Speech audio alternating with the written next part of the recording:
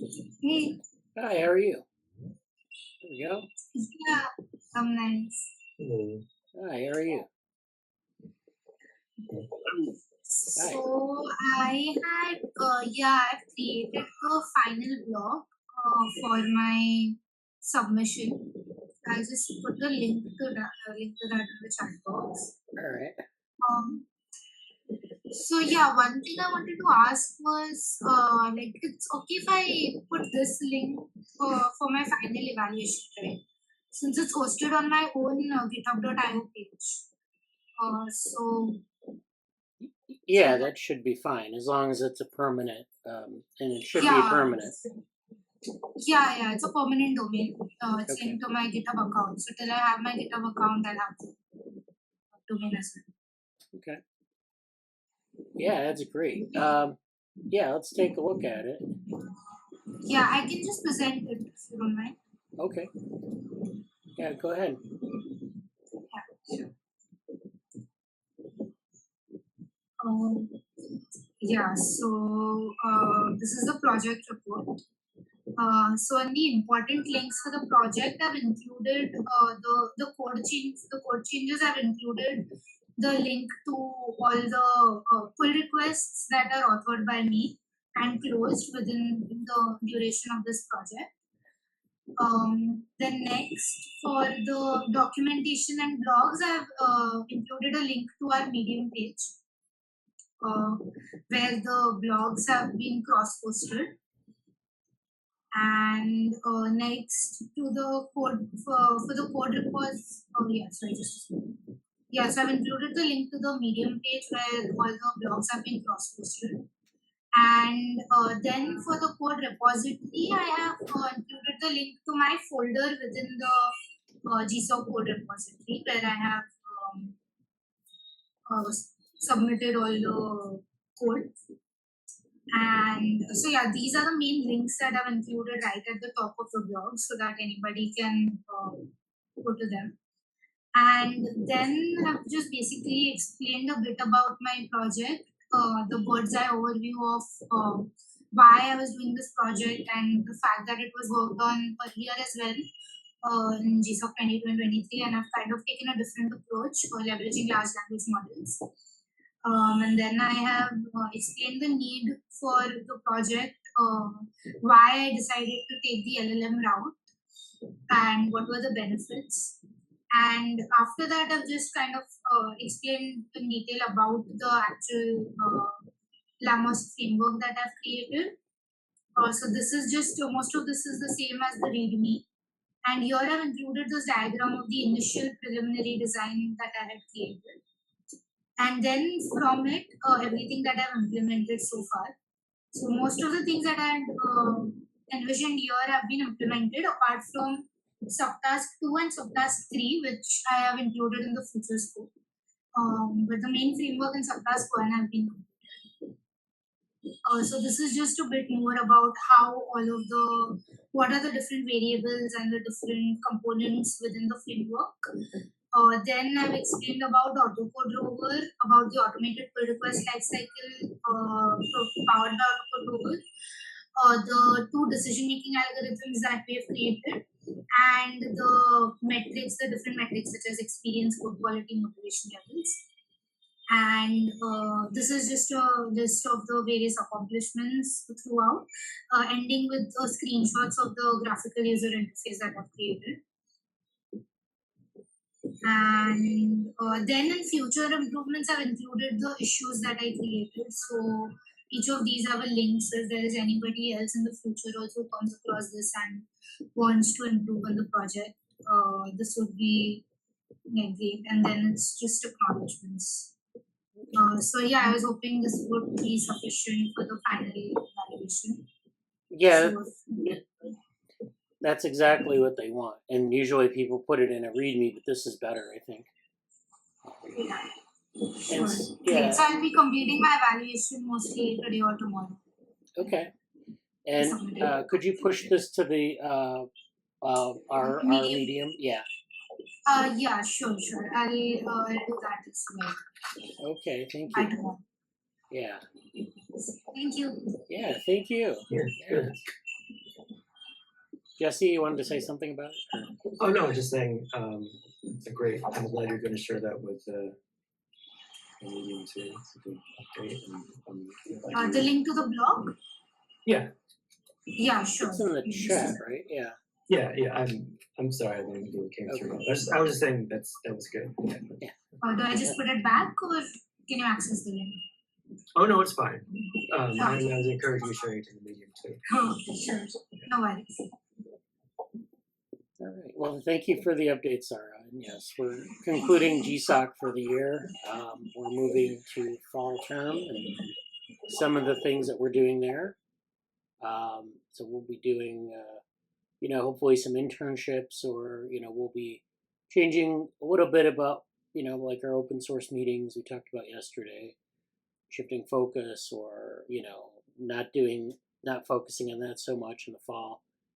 And then, trying to revive cybernetics and cognition futures. And once I think the academic year gets started, we can kind of focus on that more. We had a DivaWorm meeting last week. So that was basically all about hypergraphs and networks and connectivity in networks. And, it wasn't particular, well, it was a little bit biological, but it was mostly about the mathematics of network connectivity. And this followed up from Mehul Arora's project on hypergraphs. So this is, kind of going over how do you build representations of biological systems at the phenotypic level. So, we're interested in C. elegans, we're interested in the cells, but also things below the level of cells, but also things above the level of cells. So we have cells. Sometimes those cells divide in embryonic development. Sometimes those cells change their fate. They change their position. So we want to capture all that information. But we also have processes within those cells that are sometimes connected to what's going on in other cells, sometimes not. So we want to represent that as well. And so that's why we're working on this hyper network approach to embryonic networks. And this is something in the DivaWorm group we've published on. So this is, if you check that out on the DivaWorm YouTube channel, you'll see more on that meeting. So it's just kind of an overview of methods. And so, yeah. So I guess we can continue with updates. I don't know, Jesse, do you have an update? Hey,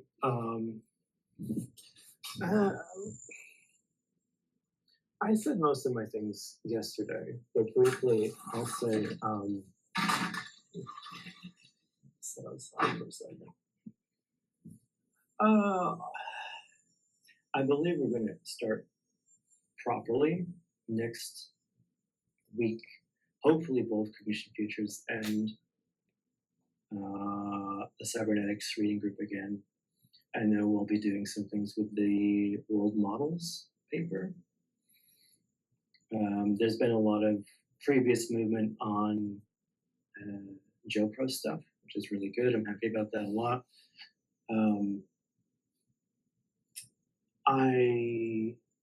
As for other updates, I guess the biggest, not really news yet, but things in the works is I have reached out to my home university, or my previous university at Albany, and I'll be meeting with them next week for one of the departments about like experiential learning. I'll be meeting with the main center for that in 2 weeks. And then hopefully later in September, I'll be meeting with some similar groups in San Diego. There's also like I think Morgan mentioned yesterday, the Data Science Alliance, which is a really cool group that I didn't realize a lot of cool people at San Diego who I already had mentioned are doing things in that space. So hopefully more with them too. Just the short version is mostly just like administrative stuff right now. I am continuing to organize some of the project infrastructure for JoPro working groups. There's been a few things. Avery's had a few like potential projects that are upcoming, and Jen has done a lot already in the mental health working group. I may say more about that next time, but it's been nice to see those things come along. So that's my general updates for right now. Well, that's good.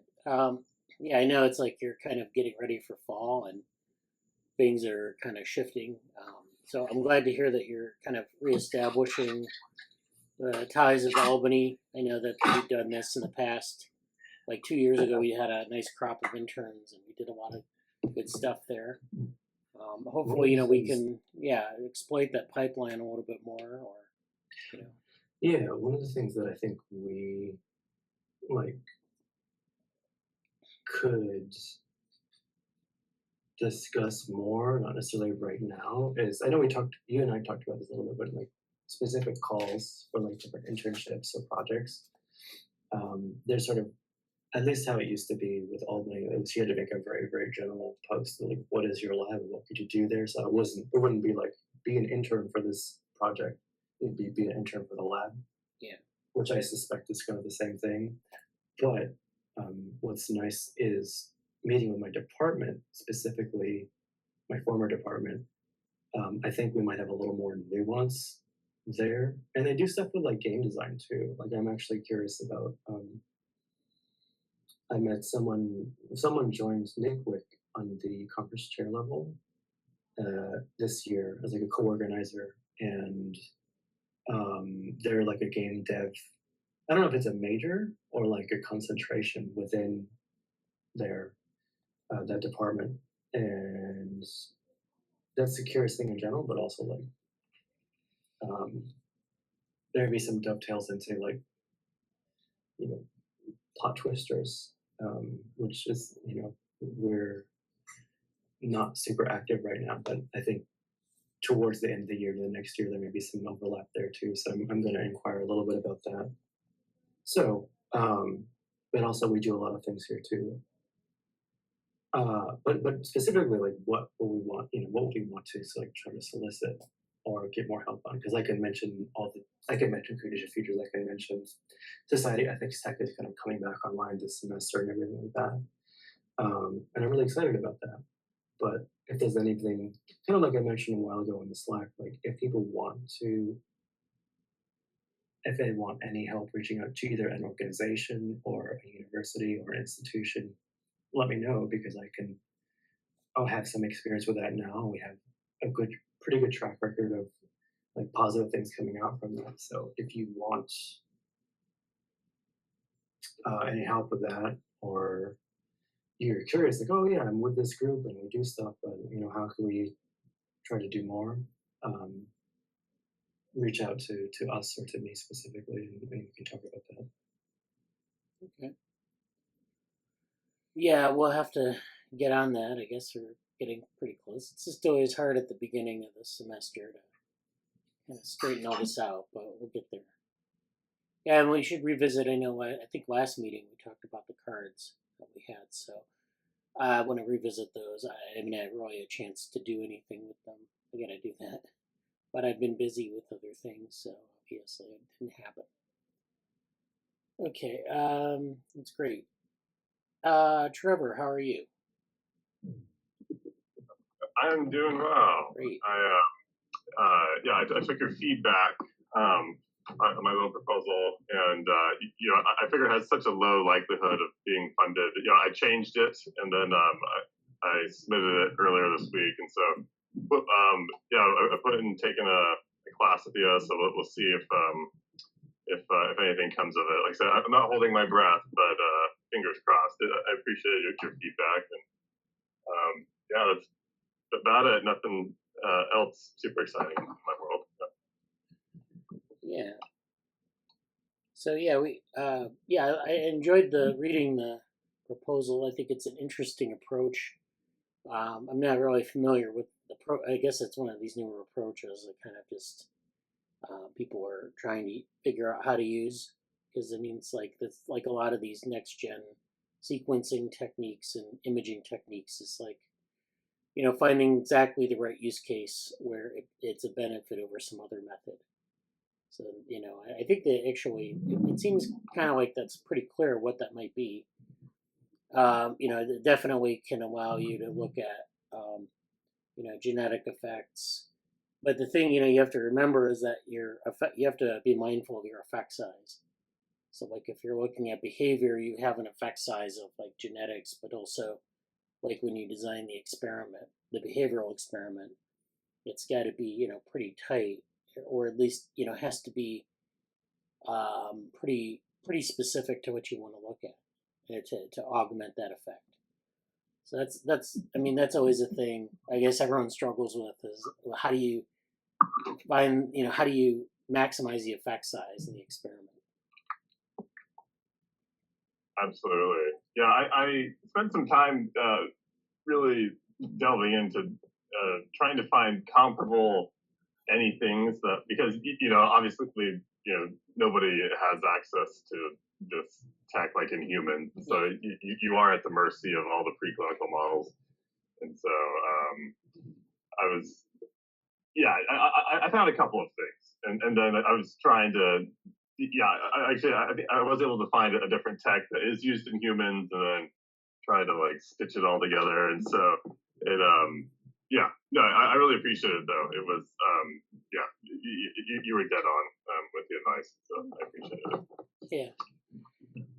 Yeah, the other thing I would say is like, a lot of these things you submit a grant and it's like, maybe it's a little likelihood of being funded, but it's something, once you build a proposal or something, it's easy to kind of recycle it. You say, okay, I have these parts here.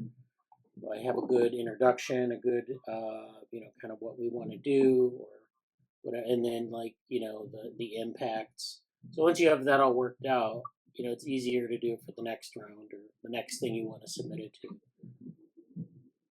Absolutely, yeah. It's comforting to feel that it may not all be totally non-recyclable.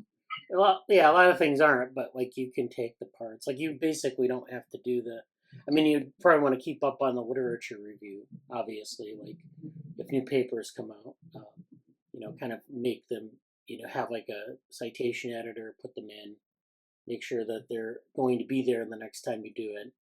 Because like in a field like that, it moves pretty fast. You get new papers, you get new versions of what they're doing, and so it's always good to have. But if you have that, basically, kind of how the basic framework. They've done animal models, they've done validation of the tech. Then that doesn't change that much.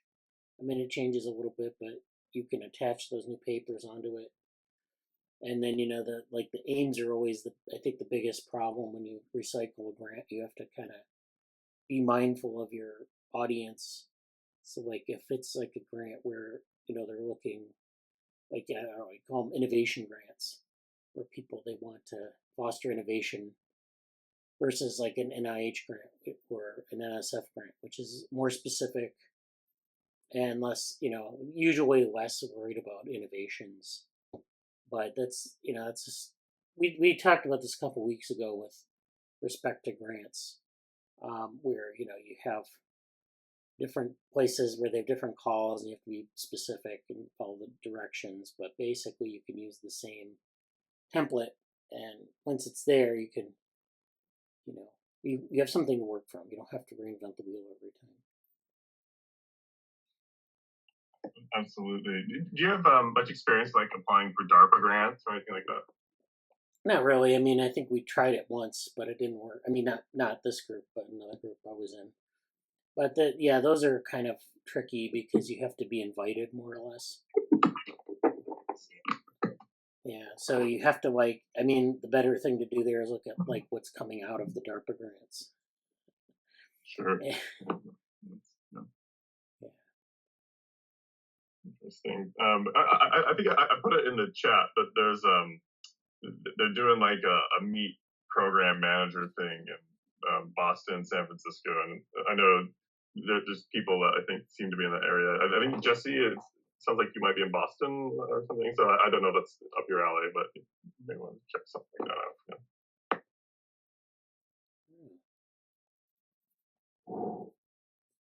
Yeah, Jesse's in Boston, and of course. Yeah, I'm sorry, I didn't quite hear the Boston reference specifically, but I'm here in Boston. No worries. I was just I put a thing in the chat. I was talking to I think his name's Logan. There's a thing where you can meet with program managers, DARPA program managers, like next month or something. So I don't know if that's. Oh yeah, there's some really cool that reminds me. I have to fill out. There's like a focused research organization or something meeting too. That I'm going to try to go to, like alternate sort of ways of doing research. So yeah, that's all really. Are you? You're not in Boston, are you, Trevor? Or are you? No, in Boston? I'm in Bloomington, Indiana. Yeah. Okay.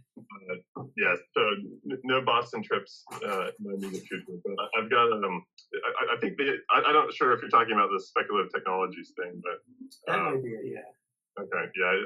I filled out the little form. I don't know if they'll let me into the workshop, but we'll see. Cool, isn't it? Yeah. Yeah. Well, let me know if you get in, and also let me know if you ever get out to the Northeast area. Yeah, absolutely. It'd be good to hang out. Yeah. Yeah, that's great. That's updates. I don't know if when Morgan comes, maybe he has some. He had some nice updates yesterday's meeting in open source. That was a good meeting. We had, of course, Sarrah presented her final presentation on our project. That's the large language models for open source sustainability, which actually came out. She did a really nice job on building a model and kind of building large language models as deployed around some of these problems that we were talking about. So we were talking about modeling a community of open source contributors. We have, what she's done is created this set of tasks. We're almost like generating an open source project, generating a very simple project that, is something that another agent contributor can address issues in, create issues, work on them, have a certain competency level, and then, all of that is basically a simulation. So you have all these, we talked about using agent-based models or multi-agent reinforcement learning models. And, this is a variation on that. Instead of having each agent be a reinforcement learning agent or some sort of set of rules on a grid, these are a bunch of large language models. And Jesse said generative project sims. Basically, that's what it is. It's like you have a generative project, generative agents working on the project, and then you get a sense of you can see what the outputs are, you can see what the issues are, and then you can see how they behave, which, I guess it's better than running, just kind of designing this, hard coding this stuff, and then giving it to the agents, because you don't know what the agents are actually, picking up on or how they're performing with respect to what you're hard coding. So if you let these things, if you use a generative approach to all of it, it's actually quite good. And so, yeah, and then Shubham is working. They didn't present yesterday, but they'll present later. But this is the multi-agent reinforcement learning model, but kind of developed further along. So Himanshu Shogul and R.V. Rajagopalan did a lot of the work on the reinforcement learning agents in the past 2 years. And Shubham has picked up on that and is kind of incorporating some of the stuff that Sarrah developed in terms of generating issues and things like that. So, but that's going to be a multi-agent reinforcement learning, based model. So it's going to be different from the large language models, but it should give us another set of tools to look at that problem. So that's great. That's a lot of progress made on that. And then of course, yesterday I talked with Morgan about his involvement in NeuroFedora and the Fedora distro of Linux. And some interesting things. I think we've got some interesting things came up in that discussion. Just in terms of how do you manage software releases, if you're doing like software engineering for scientific pursuits or, something like that. And that's not something that in a lot of science labs they think about. They don't think about software engineering too much, unless you're in a software engineering lab or if you're in like a computer science group, that skill isn't really developed at its highest form. So, we talked about, what do you do if you want to sort of leverage a lot of, if you want to build software for people doing scientific computation, they want to, take this distro and use it out of the box. How do you manage all the dependencies of all the free software that it's built upon? How do you make it so that, that labs don't have to pay thousands and thousands of dollars for good tools, that sort of stuff. So it's a really interesting conversation, and that's on the Orthogonal Lab YouTube channel. Yeah, I like that. I really like. We've had so many good discussions in the open source meetings. Yeah, I feel like I almost want to like. There could be an intern who just like basically segments the things, and I thought about doing that in just different technologies that can help with that. To be continued. The twirly birds are ever flowing. yeah. Sometimes they'll be collected, and sometimes they won't. We should probably just write something about. Did we ever like mention like we've written about it in post, but like we'll make a post like the twirly birds, as like bits of information or discussion that kind of go through the air. Again, I feel like this should be something that's sort of like the lore of Orthogonal Lab. It's sort of been this like not really inside joke, but just a specific terminology. But even more so than that, like I think I don't know. I look forward to some of those. There's a lot of things to be written. So right. And I seem to remember maybe something to that effect. I don't think it was like a full blog post, but it's like, because I remember getting pictures of twirly birds. I remember that. Yeah, I remember that. And I think I mentioned it. Like I think I mentioned it in somewhere, even in the medium. I think it's been mentioned there. Maybe that. But it's not opposed like, oh, twirly birds and the challenge of solidifying information of segments of it blow in the breeze of discussion. Like you could do that. But yeah. Anyway, that's good, and I have a whole bunch of things in my mind about like writing about the process. Like I have to finish the vantage points. Like it's finished. I just have to like publish it. The vantage points discussion that I showed I think a while ago, and like other top like I think there's a really cool place to talk about those things. So I'm happy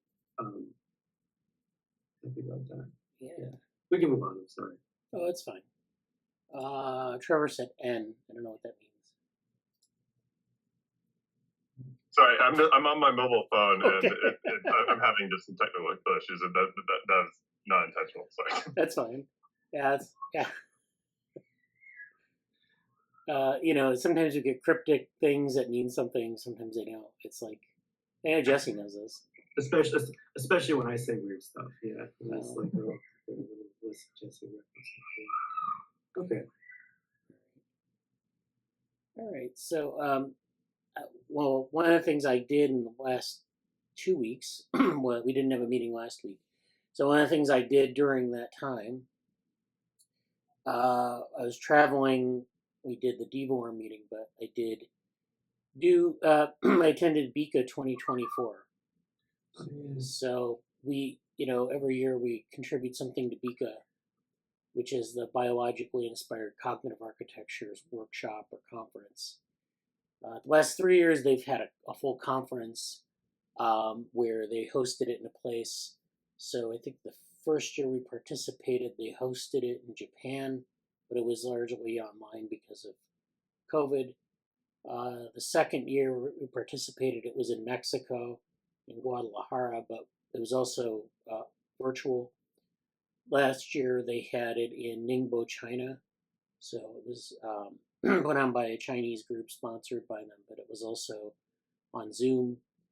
And then this year their sponsorship fell through, so they had to do something to continue the year annual thing. So they decided to hitch their wagon to AGI 2024, which is the Artificial General Intelligence Conference that's held in Seattle. That had a lot of good speakers in and of itself, and I didn't get to attend that. But I did attend the BICA conference and actually hosted a session on Zoom. So let me open up I'm going to bring up the BICA schedule here. So this is Biologically Inspired Cognitive Architectures for AI.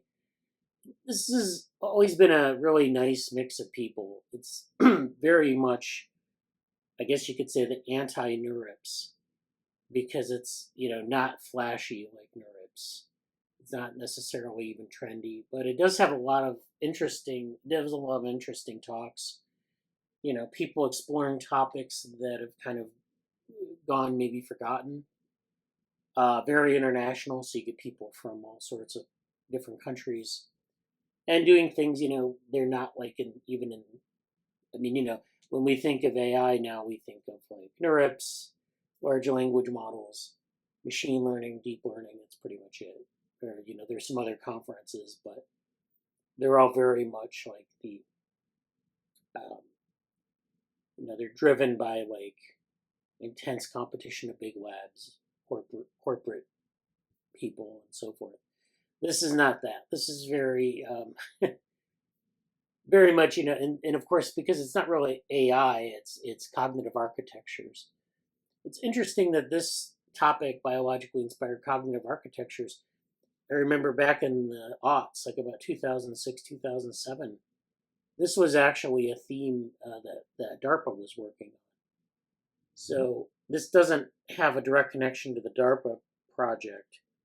But like I said, you watch the outputs of the DARPA projects and they kind of pick up on very nascent themes and try to develop them. So if, you have this theme that people are talking about, they might try to throw some money at it and see where they can take it. So this is this is a BICA AI 2024. I don't know if they have, I guess this is, the whole conference. I don't know if it's on Easy Chair. I know there was like a part on Easy Chair, but I don't know if we have. Let's see if I can find.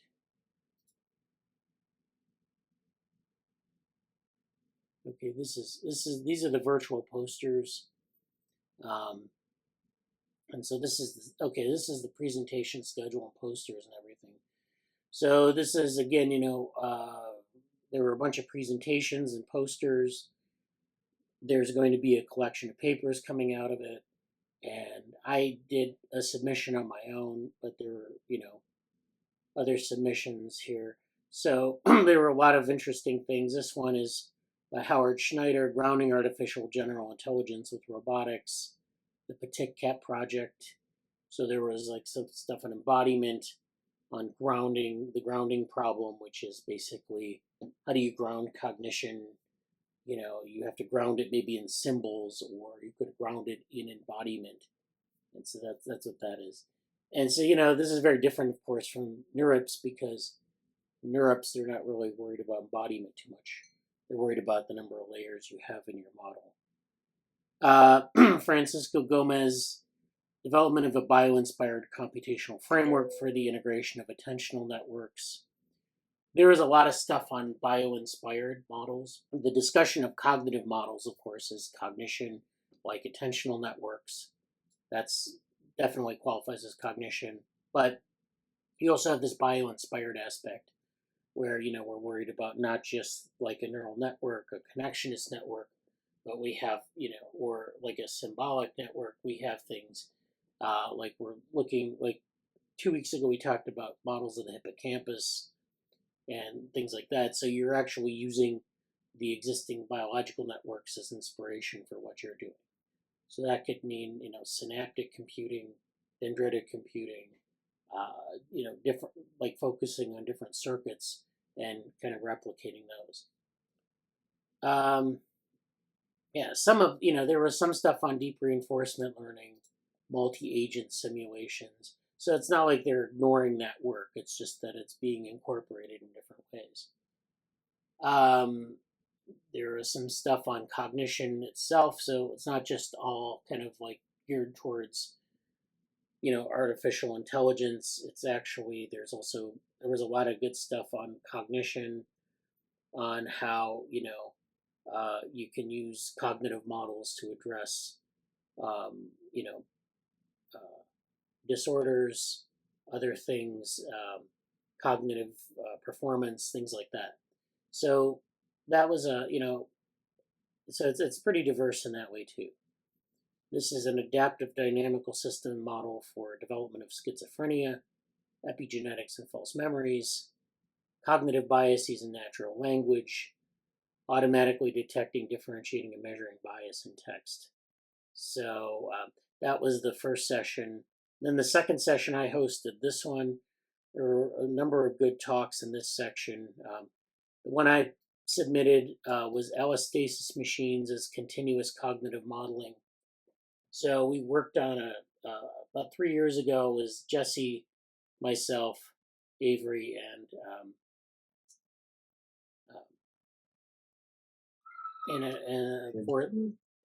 no, it was I can't remember her name now. But anyways, we worked on a paper on allostasis. Daniela, yeah. Yeah. Wow. Yeah. So we worked on this paper on allostasis machines, and it was for the SIGCHI conference. It was a workshop at the SIGCHI conference. And that focus was on laying out this idea of an allostasis machine, talking about allostasis and cognition, and linking it to autopoiesis, which of course is a theory of complexity, a theory that merges cognition with biologically inspired stuff and so forth. This is a different take on allostasis machines. This was actually quite technical, and it talked about how you would model continuous cognition using an allostasis machines approach. Briefly, this is where you have like a cognitive architecture or a black box, some process inside of it. It could be even like as simple as an oscillator, or it could be like a cognitive model, full on cognitive model. And then you have an output, which is a trajectory. And that trajectory then it's not important what the actual values are as the output, but the idea is that it gets perturbed by certain environmental factors, and you get this ability to recover to its original state. So if I perturb the trajectory, it either recovers to its original state, or it exhibits hysteresis, which means it doesn't recover to its initial state, and it drifts off to a new state, or it drifts off into something that's unstable. And so, I kind of walked through that process, talking about like cognition, talking about the sort of the dynamical systems aspects of that, and then mapping that to sort of this continuous cognition idea. So that's an interesting talk. It's on the YouTube channel. It has a lot of views. It has like almost 1,000 views already. I posted it like 3 weeks ago. And so people are interested in it. The paper on this is coming out soon, so let's keep an eye. And I actually am going to do a larger video on our involvement in BICA coming up, maybe in the next 2 weeks.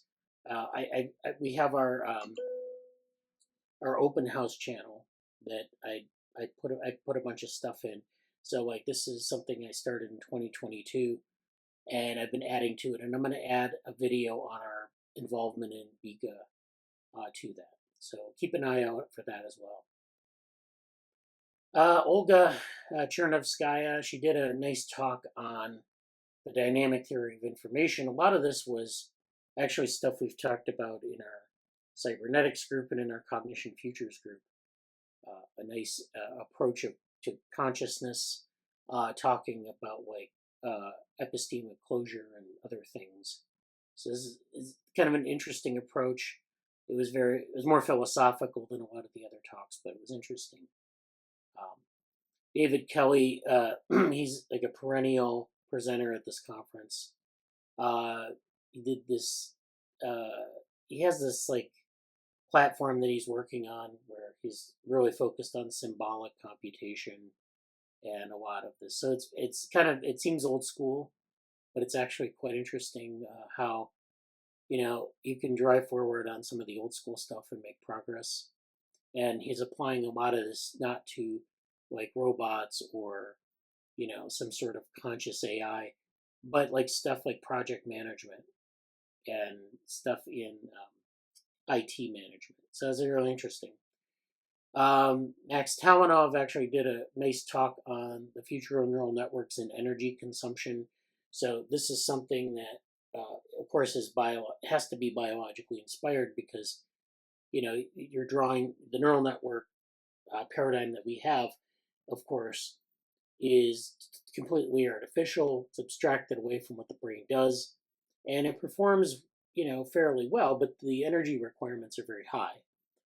And so if you look at biological brains actually maybe outperform a lot of neural networks, but their energy consumption is very low. So the question is, what can we learn from biological brains, how it does the types of cognition that, say, our connectionist models try to approximate, but with a very low level of energy consumption. And so he went through some things there. In the discussion in that session, Peter Kudorov also did a talk on Hebbian spatial encoders with adaptive sparse connectivity, basically talking about the synaptic aspect of cognitive models, how that might work. And Max and Peter got into a conversation about sort of the biologically inspired aspects of cognitive models. It was really interesting. Then Carlos Trejo rounded out the session. Computational model for affective processing based on cognitive sciences. This is another approach that is, kind of focused on heterogeneity in cognitive models and some of the things that, kind of linking this to human performance in the affective realm, which is the emotional realm. And so, emotion has an effect on cognitive processing, and so kind of bringing those things together, in a computational model. So, yeah, it was good. And then there was a virtual poster session. I'm not sure that I have the poster list here, but yeah, it was good. And so actually they have some historical background here. So BICA conference series was preceded by the AAAI Fall Symposia on BICA held in 2008-2009. So this is in the same period where they were a little bit later than the DARPA project, but they were thinking about this back in the aughts and, kind of grew out of a lot of the earlier AI,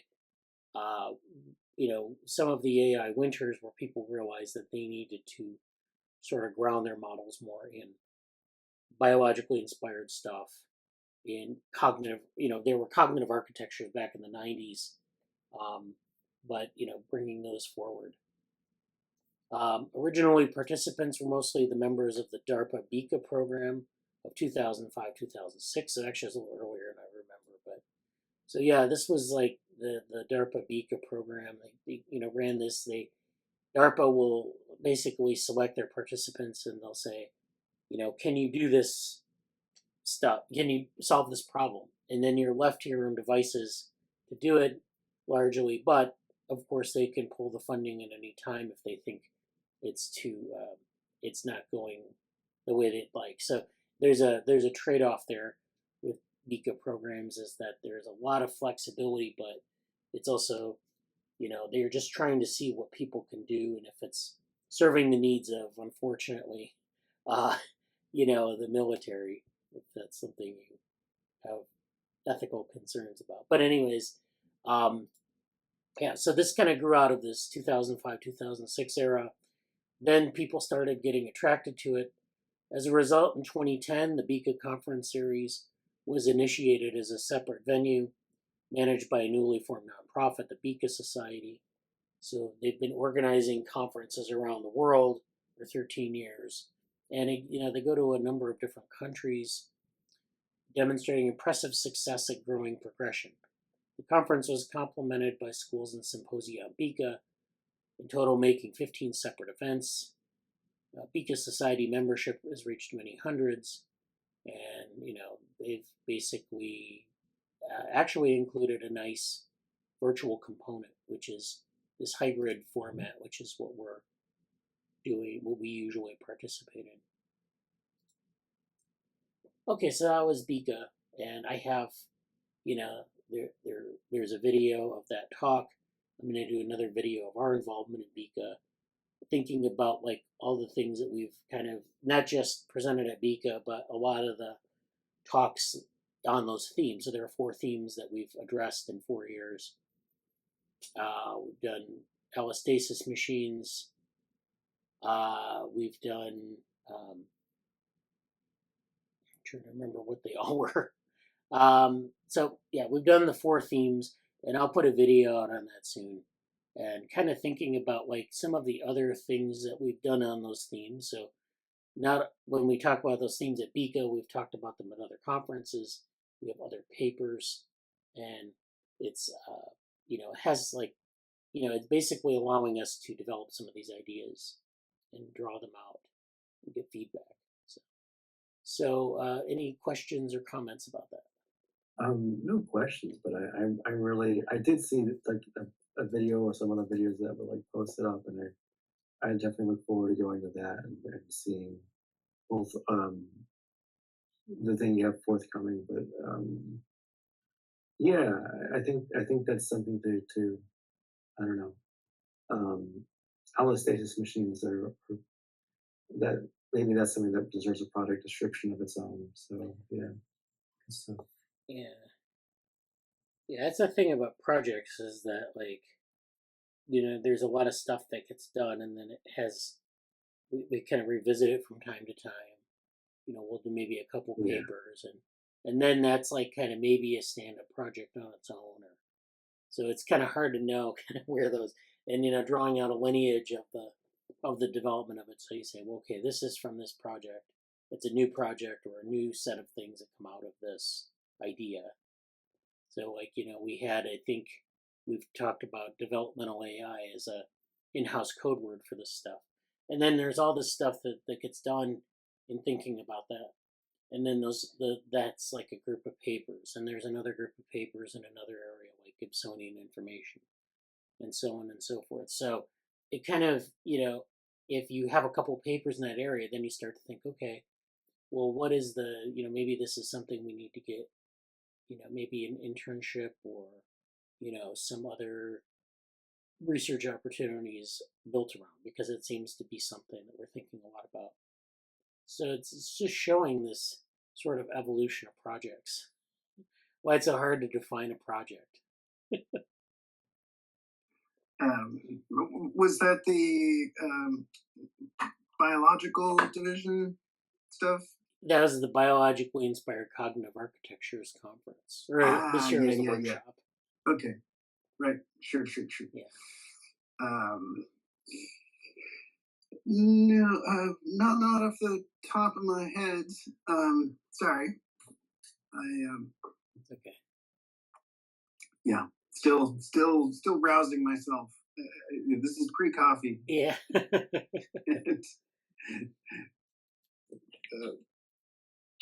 Yeah, and I made the mistake of also opening Slack at the same time and then falling down a rabbit hole of They should just call it rabbit hole. All one word. Yeah. Anyway, how's everybody doing this morning? Good. Yeah, we're really we're kind of taking stock of our new, kind of transitioning to fall. So thinking about that. What were some of the sorry, you probably spent like an hour going over this, but what was the big BICA? I remember there was a good BICA example where certainly did they have like a headline project? I'm not sure. Well, they had the DARPA project back in the aughts, and that was where they would build cognitive architectures were kind of in vogue in the 90s. Like Brunson built this cognitive architecture, and there were other people, and it's kind of like they wanted to see where that would go if you could put some biological inspiration into it. So there were a number of examples of that, and the conference is really like kind of diverged since then from like kind of strictly these cognitive architectures. Another example of a cognitive architecture would be like SOAR, which is the okay, which sure, they use a lot for game design and like programming agents and things like that. But they kind of, the idea is that you want to build like a simulation of intelligence that is based on cognition, based on what we know about cognition, at least according to the cognitive science view. Mm-hmm. We maybe want to make that biologically inspired because, of course, and then whatever that means. Like there were some talks on, like looking at mental health and other things like that, using using cognitive architectures for that. And so that's another area where you could use those. You could just simulate cognition and see where it fails, how but these are all things that you have to kind of have the right conception of cognition to do. So if I remember right, it's not exactly not what I would call computational psychiatry, but definitely makes me just reminds me to look up there's a cool annual school, or somewhat annual school. It's like the cognitive modeling winter school in India. Okay. And they get people from all the kind of different, from the SOAR group. There's a group in like UC Davis. They gather together kind of like all the different, I would say, let's say like groups that actually have software projects. Yeah. It's a great meeting. We interviewed like maybe two of the grad students involved, I think. Anyway, that was nice. And this was like during the like 2020s. Yeah. So there was a BICA 2021. Yeah, that's the first one we attended. That was virtual. Okay. Sorry for being late, guys. I think Jesse like stumbled upon like the involvement, like the call for involvement, and we've just kind of been doing that. That's cool. Last 2 years, I've kind of done it on my own, but like, we always have opportunities to do that. So the IPS. It's hard to find the groups that do this kind of stuff. I mean, it's like kind of stumble across them. Like I think the first time I heard from some was the Brain Inspired podcast. Okay. Like that. See, then I'd find some GitHub page, and they've been working on it for decades.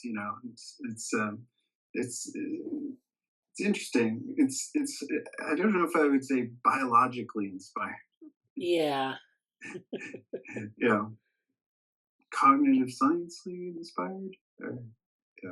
Well, yeah, it depends on what you mean by biology. Like, Right. Yeah. I think Yeah. it's the large B. Like, it's like, if it's like something you find in a real brain, that's biological. Wait, yeah, no, yeah, sure. The I know Logan. I mean, I've invited Logan before to join us, but I know he's got a meeting at the same time. But if there's a biologically inspired, I think of organically inspired. The it might be a little like their whole brain emulation. I mean, in the sense that actually trying to use imaging to capture brain structure and then imbue that with function computationally and and get behavior. Right. Right, like this is their the work that he presented with the Dutch guy. It's Carbon Copies is the organization, I think. Okay. Yeah. That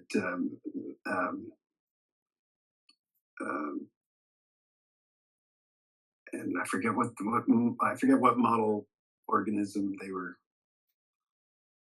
were targeting at this point in terms of their kind of like high resolution X-ray, connectomic imaging. I forget the. Yeah. Anyway, yeah, gotcha. Yeah, I do. I'm seeing some of this now. It's reminding me. Yeah. So they still, but it looks like it kind of peters out at 2022. What? Oh, the work for. Or BICA AI. Oh no, they have a whole series of talks. Like they have a website where they have the talks posted. So it's like last year was in China, but then this year was like associated with AGI because they didn't have a sponsor, someone willing to host it. But AGI was actually an interesting conference. I didn't attend that, but I know Gary Marcus gave talks there and a couple other people. Really? Yeah, it's just like basically the artificial general intelligence. Like it's not again, it's not NeurIPS. It's but it's like more of the classical AI stuff. So I got you. Yeah. I got you. Sure. Yeah. Certainly SOAR is of that type. Yeah. The classical. Yeah.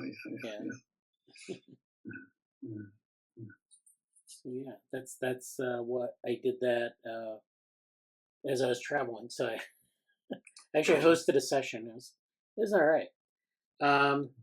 So yeah, why don't I get back to some of the updates that I wanted to bring something else to our attention.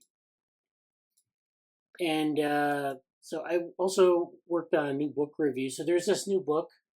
And cool. I know people are interested in we have a whole channel on Braitenberg Vehicles in Slack. So this is the book here. This is a new book by Scott Hotton and Jeff Yoshimi. Scott Hotton is a mathematician, does a lot of stuff with topology and other areas of mathematics. Jeff Yoshimi is actually a philosopher of cognitive science, does a lot of stuff with cognitive science and Braitenberg Vehicles. And they published this book through MIT Press, The Open Dynamics of Braitenberg Vehicles. It's a really interesting book because they look at Braitenberg Vehicles from the perspective of dynamical systems. So, you have your Braitenberg Vehicles as Braitenberg defined them, but what they're doing in this book is they're modeling sort of these dyads of Braitenberg Vehicles in these geometric spaces. So, they're kind of interacting it's not social interaction, but it's like interacting based on these topologies. And one of the reasons why this is really interesting is because if you know anything about Braitenberg vehicles, you know that Braitenberg talked about sort of two things in the book. Well, three things. The first, of course, is like assuming that you have to have an embodied structure. This is why they use vehicles. These vehicles have wheels, they have sensors, they have a body with something, with some sort of set of connections inside. But there's the spatiality of the vehicle. So the sensors are at the front. Maybe there's a light source in front of the vehicle, or to the left or to the right of the vehicle, and that mediates how the vehicle moves in space. So there's embodiment as an essential aspect. The second aspect is that you have this connection machine inside, or this connectivity. So, he focuses a lot in the book on these cross connections where you have a sensor on the left side and it affects an effector on the right side. And sometimes those connections have crosstalk. So the effects of like the left sensor might affect the left wheel somewhat, but it usually maps to the right wheel. So you have these mappings, this crosstalk, and you can have these simple wiring diagrams within the agent, but they can have like some sort of maybe an emergent effect on the output behavior. The third thing he talked about was like he tried to map the behaviors of these vehicles to emotional states. And that was maybe a little bit controversial, but the idea that, you can look at like vehicles moving around in a circle very fast and say that's like an affinity or like love. It's kind of like almost pseudoscientific in a way, but like basically trying to map these, if you were doing like ethology and you were looking at insects, you might try to interpret like what ants are doing or what bees are doing and kind of give it that behavior a name that's, kind of, something that's anthropomorphic. So that's what we're doing with vehicles. So those are the three things that Braitenberg came up with. But what they're interested in is, these connections inside. And then if you constrain the vehicles on, say, some sort of topology. So if you constrain the vehicle to making like circles, or if you constrain the vehicle in different ways, you could actually constrain it, I guess, morphologically by like being very explicit about where you put the effectors, the wheels, the sensors, these little antennae on this vehicle. You can then, get some behaviors that look like they're intelligent, but they're really just artifacts or products of the interaction between these connections or this mapping and the topology that this vehicle is behaving on. So if you have this toroid structure here on the surface of the book, that vehicle would follow the toroid structure, and it would, or you would have another vehicle that's kind of locked to the behavior of another vehicle, and they're both kind of moving around this toroidal structure. It'll generate complex looking behaviors, but it's largely an artifact of the geometry. And, that's maybe something that even humans exhibit. We might actually do a lot of things that are artifacts of our own geometry. We don't think about it that way. But anyways, that's what they're getting at in this book. They lay out a bunch of stuff on dynamical systems in here. So this is actually also a very good primer on how to talk about coupled dynamical systems in cognitive science. Anyways, I really thought it was a good book. I was like looking forward to reading it, and then I got contacted by Artificial Life Journal, and they wanted me to write a book review of it. So I did, and this is the result. So thank you. It's 3 pages, so I think it goes through a lot of good stuff. Kind of talking about sort of the book, laying it out. They're interested in what they call minimal embodiment. So this is where we have these pairwise vehicle interactions. We have this topology they're acting on, and there's this minimal embodiment aspect. In other words, if you have an agent, can you embody it, but can you strip the embodiment down to a minimal sort of effect? So we can actually look at it in terms of what are the effects of having a brain in a body instead of in a vat. So this is kind of where they're going with this. And yeah, there's a lot of stuff on dynamical systems and cognition, and then there are a lot of connections to both classical themes in artificial life as well as classical themes in cognitive science. So this is a point that I made here. A point for further study involves determining the best approach for studying cognitive phenomena. So there's traditionally been this rivalry between dynamical systems, connectionist models, symbolic representations, and hybrid approaches. So we've had dynamical systems, going back many decades, where people have said, we need to look at cognition as this dynamical system, something that unfolds in a phase space. We have these stable states, and that's the way to analyze cognition. Other people have advocated that we use connectionist models to produce generative behaviors, and then that's just something that is somehow, exhibits intelligence. There are also, a lot of people who think we need to focus on symbolism and symbolic representations, having these, ranging from lookup tables of inputs to symbols to behaviors, or just kind of like the emergence of symbols from non-symbols or whatever. And then, of course, hybrid approaches which combine these. And so this was covered in a review by Randy Beer in the year 2000. So this is something that's, this is dynamical approaches to cognitive science. That was in Trends in Cognitive Science. This kind of lays the groundwork for a lot of these kind of interpreting a lot of what's going on in cognitive science. So that was a good reference to kind of bring to the fore here.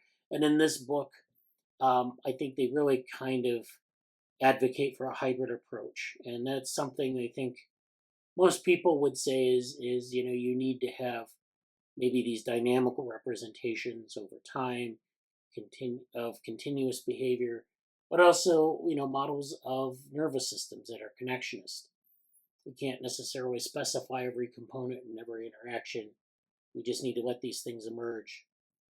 And we also need to have some symbolic aspect to the behaviors. So yeah, I think they really do. In this book, they talk about all these different approaches and how you can model this using Braitenberg vehicles. So this is really, Braitenberg vehicles are sort of an antidote almost to deep learning techniques, because deep learning techniques, are, everyone says, well, they're conscious or they're sentient, but they're not embodied, and moreover, we don't really, we think of deep learning as sort of an analogy of the brain, but we don't think, well, maybe it's not a very good analogy.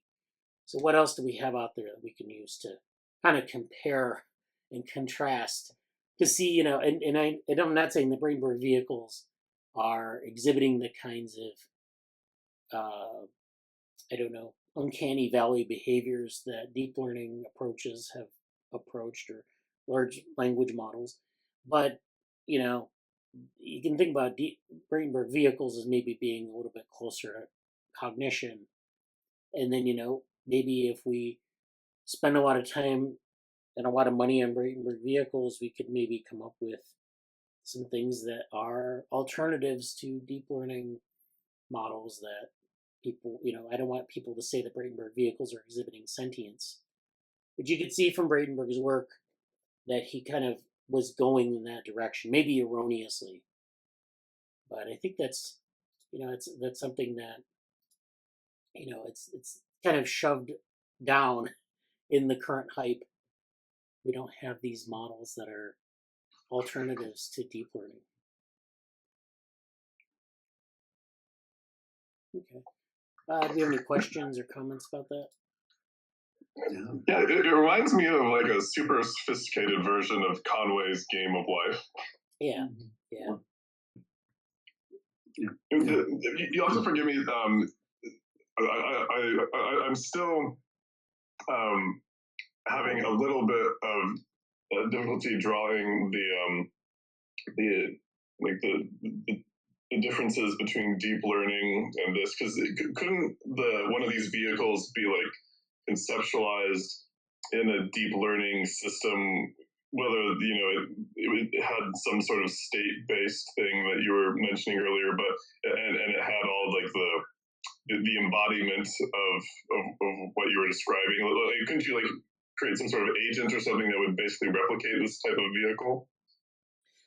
Yeah, I mean, so you could have that. You could have a vehicle where you had a deep learning model inside, a very simple model. But there are a couple of things that differentiate like Braitenberg vehicles from that. For one thing, deep learning models are not embodied in the sense that when you put things in a deep learning model, there are these hidden layers that kind of sort through the data, and they don't. I mean, you can attach labels that say this is from this location, this is from this location, but there's no inherent spatiality in the deep learning model. Now, people, to be fair, have worked on like modular models where you have like different parts that kind of streams that kind of go to different places, but that's not typically the way deep learning models work. They kind of take in data, they have labels, so you have to tell it what the label is, and then it'll give you categories of things, behaviors, and you could do that, I guess, dynamically. But the thing about Braitenberg vehicles is you can theoretically use, like, it can just explore its environment, and you're getting information, and it's mapping from like what it's encountering to its behavior. So it's kind of like this, I guess, input-output machine more explicitly than a deep learning model. And the thing about that is, of course, the very simple example is the crosstalk, where you go from left sensor to right effector, vice versa. There might be some crosstalk in there.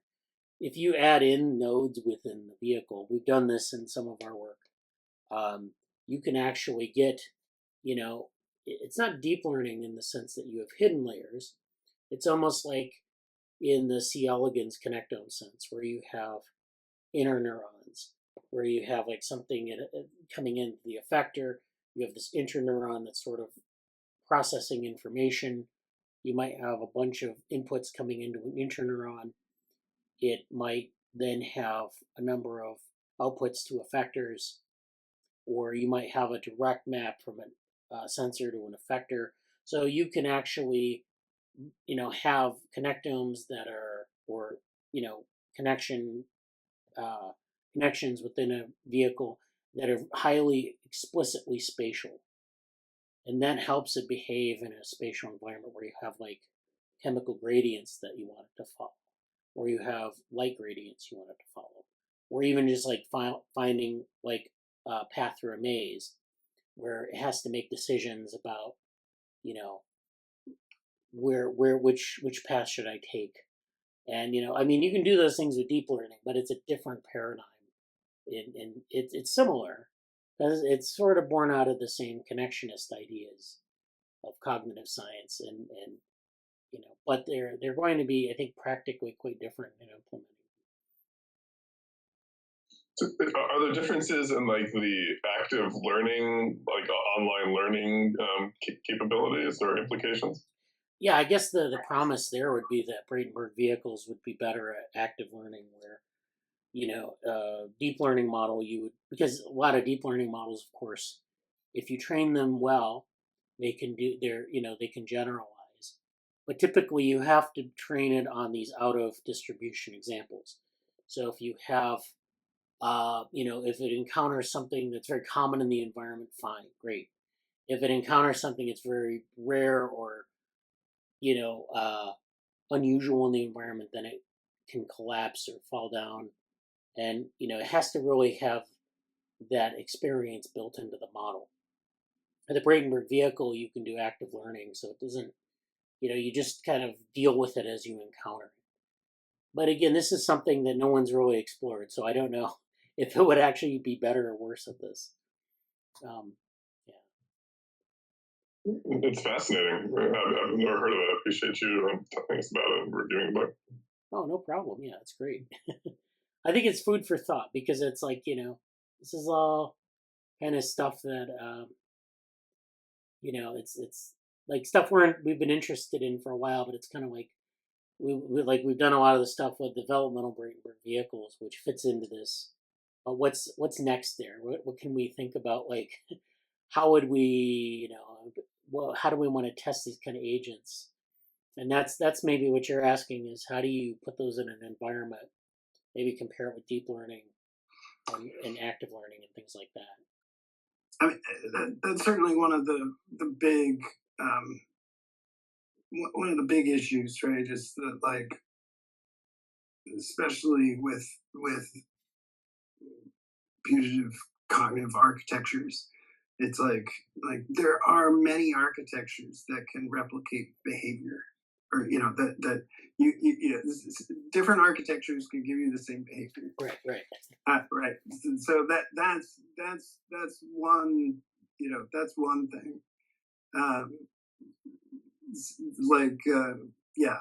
So how much of experimental psychology and cognitive science is trying to design experiments or trying to collect measurements that will allow you to distinguish those different architectures, right? Yeah. But certainly another big part of that, or certainly why we're so interested in development, is that that again, to steal from BICA, like developmental systems can learn very quickly, with few observations. Like there's a real efficiency in developing systems that we see, or I'm just thinking about like a lot of Josh Tannenbaum's kind of work. Yeah. Like language and other kind of developing systems. Like you can definitely do, I mean, if anything, I think some of the reinforcement learning came in because of it. Deep reinforcement learning came in because of its efficiency. Right. But I still like there's still a certain dissatisfaction with its just a certain still remaining dissatisfaction, and I think still biological evidence or use of innate biases that allow for rapid learning or rapid adaptation or continual learning, just a bunch of things that suggest like there's something, we need something else. Right. But I think you're totally right, Trevor, in terms of the this is just this is like multi-agent learning. Yeah. Right? Like you like Conway Game of Life is just you can think of it as a bunch of watching a bunch of agents. I mean, there's a certain total bottom up with Conway, or like not bottom up. There's a certain like super abstraction with Game of Life. Yeah. The funniest. Do we already talk about this? Sean Carroll interviewing.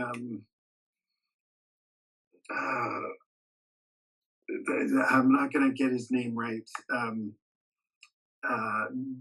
Like I'm guessing Spanish or Brazilian name. So he's the guy who did he did a re-implementation, if you will, of Game of Life. But and this is the funniest thing, being Sean Carroll's podcast. But he did it in the programming language Brainfuck. What? And he did it. So there's this programming language called Brainfuck.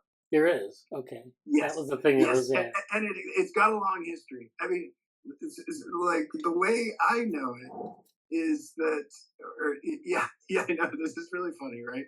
So the way I know it is that it was designed to be a programming language that just messed with your head. It was to make everything more complicated. It was like, how do I make a language? How do I make a high level language that's more like assembly? Okay. And and what he points out is that in fact it is like that, in the sense that it's only got 7 operations. So from a theoretical computer science perspective, it's got some interesting properties, and he's using that. And you remember this paper? He's a Google DeepMind guy. I think maybe this paper came out last year, maybe, where he showed it was kind of this random programs. I'm just gonna flip bits on strings and then try and run them, and eventually these programs develop the ability to replicate. Yeah. You remember this paper? Yeah, I think Anyway, so. Yeah. Is that Sebastian Risi's work, or it maybe? was, Yeah, something similar. Yeah. I'll find it. But the other thing that was funny was that Sean Carroll had to start the podcast going I'm going to use some language right now that I just want to prepare everybody for. But this is actually. And then the guy whose work it was said that he had to check with the MIT University Press whether it was he's written a book about it. Whether they censored it, yeah. He's like, am I allowed to publish this in MIT Press? I just thought that was, I thought that was a humorous, I didn't expect to start my morning with Sean Carroll swearing. Yeah, anyway, that was fun. But oh yeah, please, Trevor. Yeah. I was trying to do a thumbs up. Sorry, I'm I feel like an old man over here. But yeah, it was pretty funny. Anyway,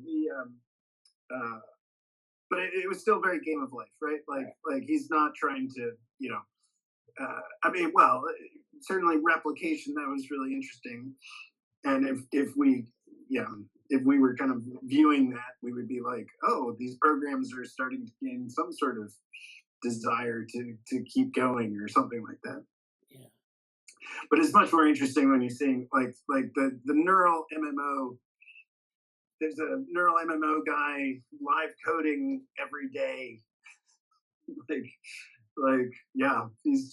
putting in the hours. Wow. But you can, really nice, massive multiplayer game where, it would be very common for you to be watching the agents and making assumptions about the agents' goals or desires in terms of how they're either cooperating or how they're interacting, right? Yeah. And just how many different architectures can drive that, and how many different ways in which you can, how many different metrics by which you can potentially judge the architectures, right? So in terms of compute training cycles, right? Or other measures of efficiency, measures of simplicity, measures of generalization, like I said, now put them into situations they didn't get trained with, or other kinds of things. Yeah, this also brings up the analogy to animal brains. And so, one of the things you find from animal brains, or things like Numenta actually is an artificial version of sort of these cortical columns that mammals have. And so, you have these structures, and this is known from comparative anatomy, computational neuroscience, that, some architectures like neocortex or cortical columns are more general purpose architectures. That is, you can find cortical columns doing interesting things in a wide range of mammals. You have an expanded neocortex in mammals to different extents, and that has to do with this general purpose computation. So you can take a cortical column, and Numenta has actually modeled this in silico, and you can solve a number of problems with it. It's just the architecture enables this sort of basic processing where you have some sensory input coming up and through the columns, and then there are, inputs and outputs that sort of refine that sensory input. And then, of course, if you put them in parallel, that's where the power comes in. And so you have this general purpose column. It's done in parallel, and it can solve a lot of different types of problems. You can also see this in insects where they don't have a neocortex. They don't have cortical columns. What they do have are mushroom bodies that do a lot of the same things as neocortex. And so you could use a mushroom body connectome to perhaps do a lot of the same things. And no one's done this in silico, but that's, you have this convergent evolution where basically insects don't have neocortex. They don't have the stuff. They don't have the 3-lobe brains like vertebrates, but what they do have are these mushroom bodies that have evolved to do things like sensory integration and other types of cognition. And so that's well known as well. Now those are two very different architectures. And even within mammals, your cortical columns are very different in terms, because, it's 6-layered cortex, but, in different species, you have different amounts of it and so forth. And sometimes you get these gyri because it's basically a sheet that expands. And so when it expands to a certain size, you get these folds and gyri that allow it to have this complex topological structure. So there's all that. So you can have this sort of general purpose computation. But if you contrast that with some of the more specific areas of the brain where we've built models of this, you have areas that are maybe more specific to certain types of cognition. So in hippocampus, which we talked about last time, you have these fields, these receptive fields, these areas where spatial cognition is done. So there's this very specific type of processing in CA1 and CA3 in hippocampus in mammals, where you have these spatial representations. And people have talked about place cells, grid cells, all these other types of cell types where you're representing space. You're able to do, very complex, spatial cognition. And that's, of course, what we were talking about with Braitenberg vehicles. But, of course, Braitenberg vehicles don't have a lot of those complexities. You could build that in, but suffice it to say, you can't do anything. You can do some memory with hippocampal fields, but doing something like procedural learning, I don't know.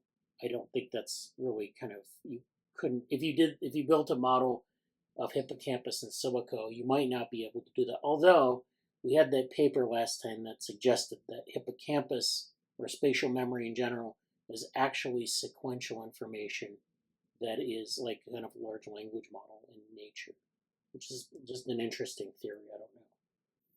The other area that's very specific is the cerebellum.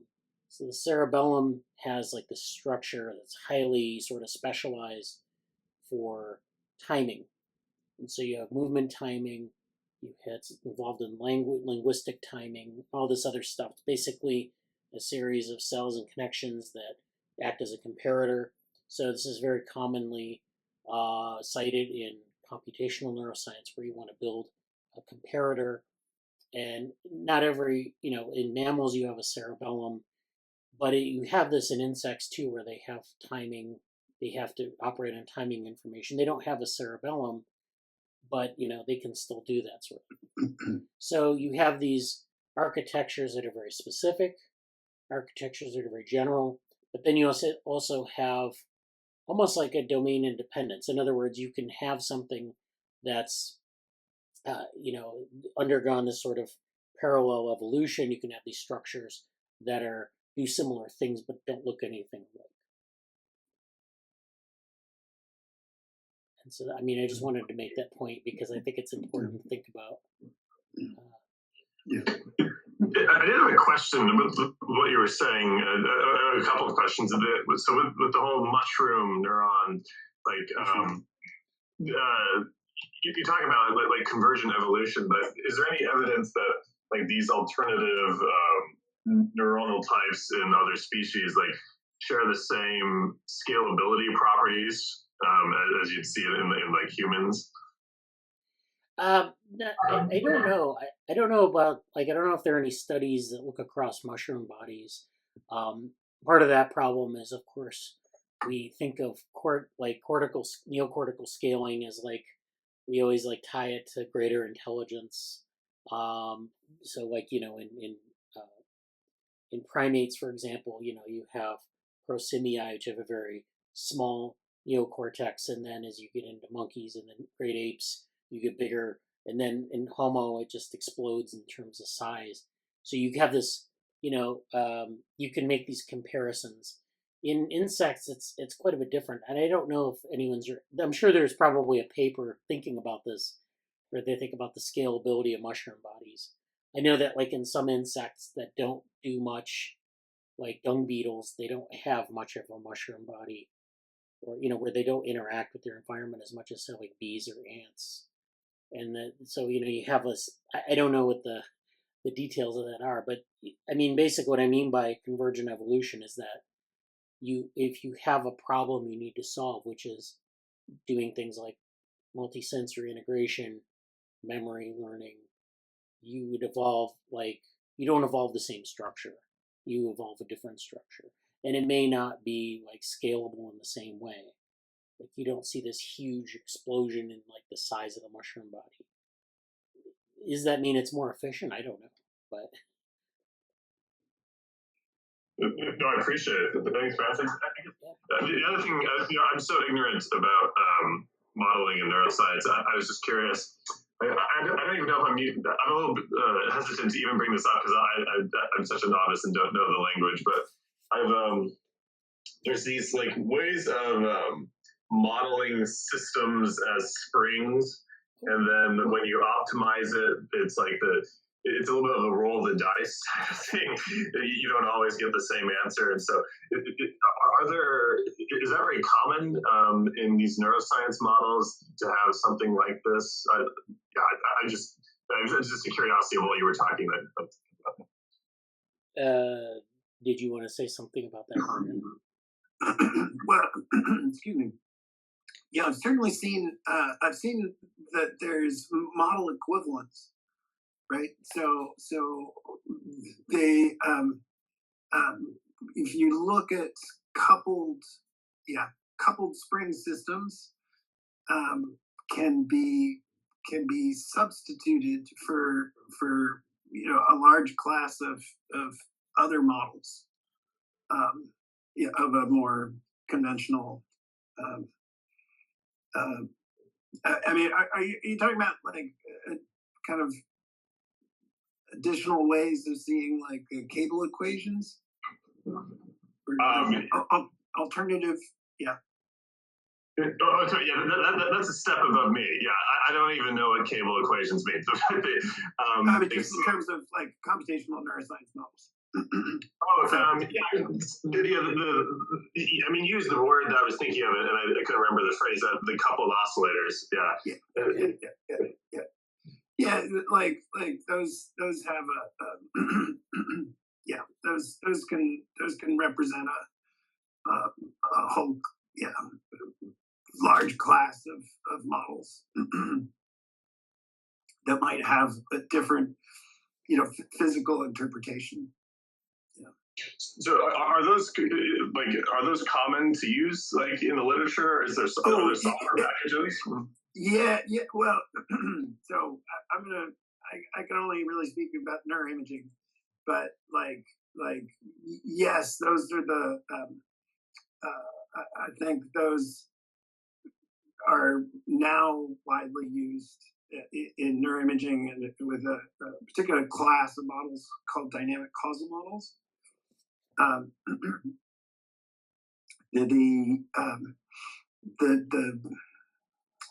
the requirement in those particular models.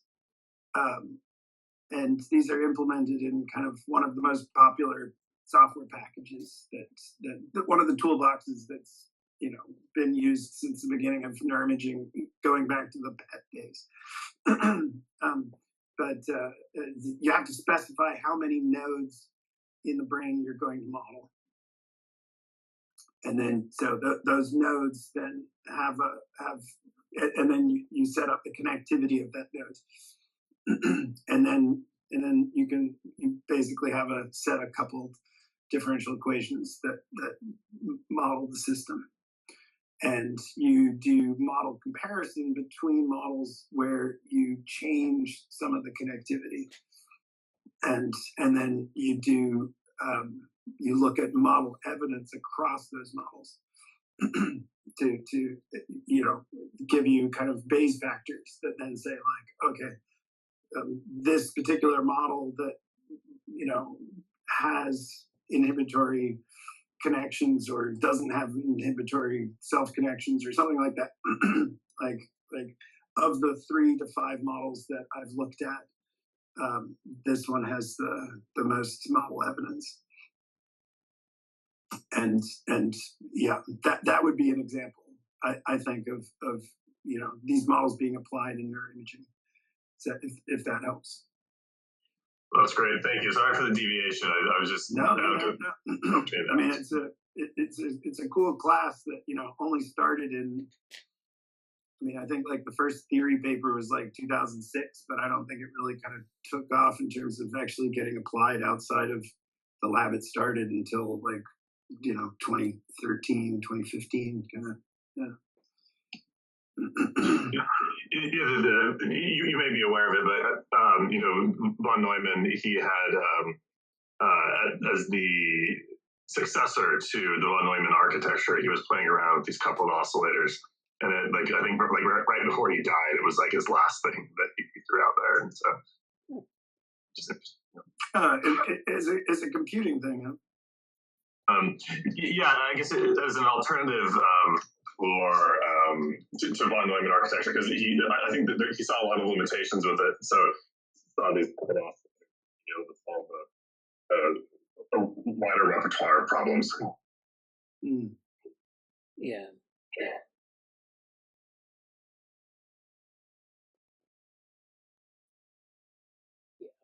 Okay. Yeah. And that's kind of like this biologically inspired aspect, right? So like oscillators, of course, are the things that we think of when we think of modeling neural excitation. We use like possibly throw an oscillator model or a couple of oscillators to, and then of course that would be, of course, if you want to build a computational architecture, you can't just throw like a neural model at it. You have to. I mean, as quantum computing demonstrates, it's not just as simple as reproducing the paradigm. You have to really kind of work on how to compute something with it, how to solve a set of benchmarks, and then kind of up that performance somehow. So yeah, that's why the von Neumann architecture has not really been replaced as of yet. Well, I was thinking about the these Kolmogorov Arnold networks in terms of just it's one thing to have a computational model that can can reproduce the phenomena, that the importance of simulation, but also the importance of interpretability. What am I trying to say? Not efficiency, but simplicity, and basically the big problem of estimating, model dimensionality. Yeah. So I think that's good. Let's go move on. We were talking about we get a deep dive into hippocampus and all that. And I had some readings that kind of followed up on that. And one of the things we talked about in that discussion was successor representations. So I'm going to present a couple of papers that kind of follow up from that discussion 2 weeks ago. Talking about representations, different reference frames in this Platonic representation hypothesis. So this is, we were talking about biologically inspired computing and how we want to, sort of take inspiration from biology. But of course, Jesse said maybe a better word is organic computing or organically inspired computing. Now, part of that, of course, is not just the architecture in terms of neurons and synapses and dendrites, but also these representations that may or may not be a thing in the brain. So let's start with this paper, Successor Representations. This is a paper from Sam Gershman, who is a neuroscientist from Harvard. This is from the Journal of Neuroscience. The successor representation, it's computational logic and neural substrates. So, again, when we do this, we have to think about computation, if it's plausible, but also if, not just that it's maps to a neural substrate that we've seen in nature, but whether it's also it's plausible in terms of the computation, right? So the abstract reads, reinforcement learning is the process by which an agent learns to predict long-term future reward.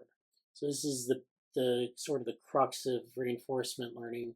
You have an agent that learns like different policies, learns the rewards associated with those policies, and then can kind of figure out the reward structure and then figure out the best policy. Some of that, of course, is this long-term aspect. And, if you think about like in machine learning, we kind of think, or in deep learning, we kind of think about a memory. So we get, to learn something, you need to have like data. You need to have training data, but you also need to have some sort of pattern matching and then some sort of memory.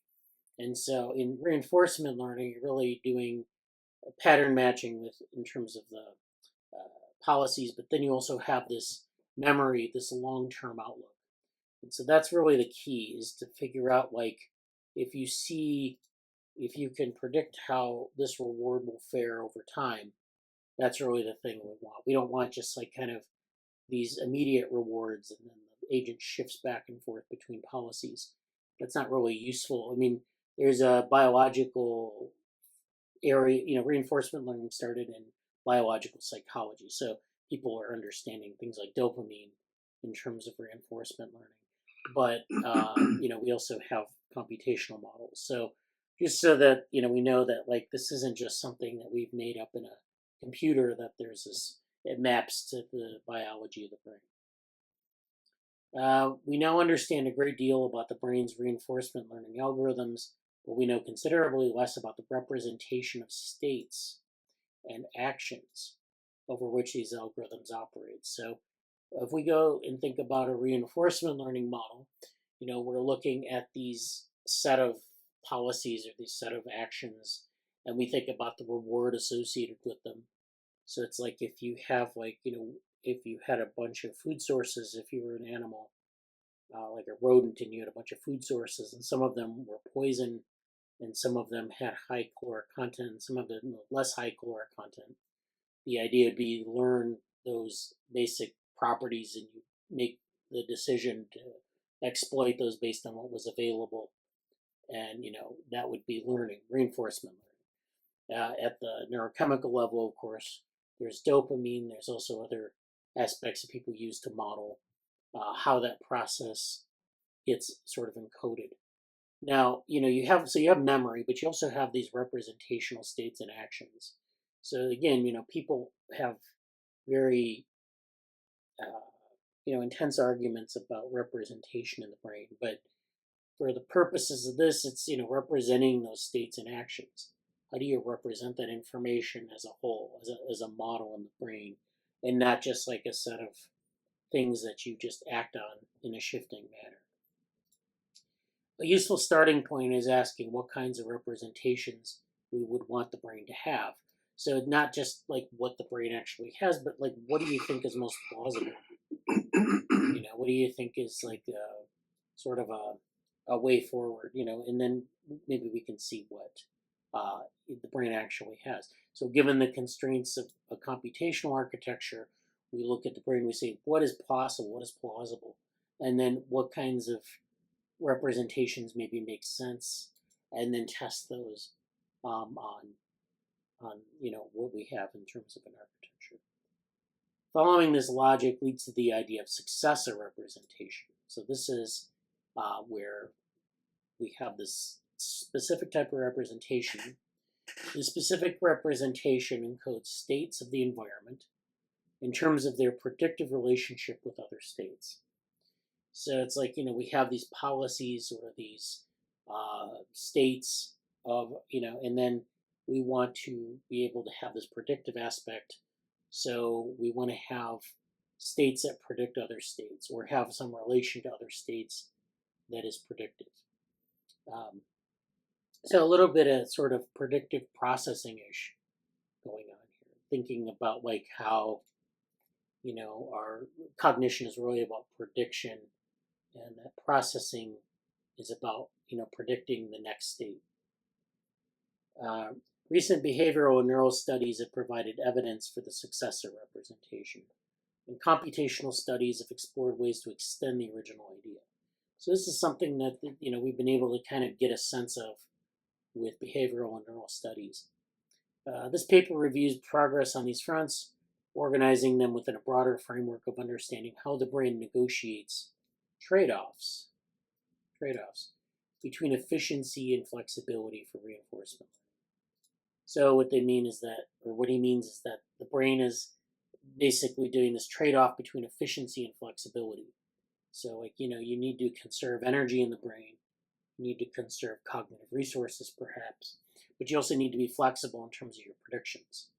So you need to make predictions that allow you to sort of maybe maximize your energy with respect to food sources, but you also need to explore different food sources to make sure that, like if you're like a rodent and you're exploring different food sources and you find that one food source that's really rich in nutrients and you just stick with that. That's fine until that resource runs out. Then you don't know what to do other than that. You might have like a set of things that you might explore, things with a little bit less nutrient content. But think about that process that, you're exploring things. You don't have things like kind of arranged in front of you from like best to worst.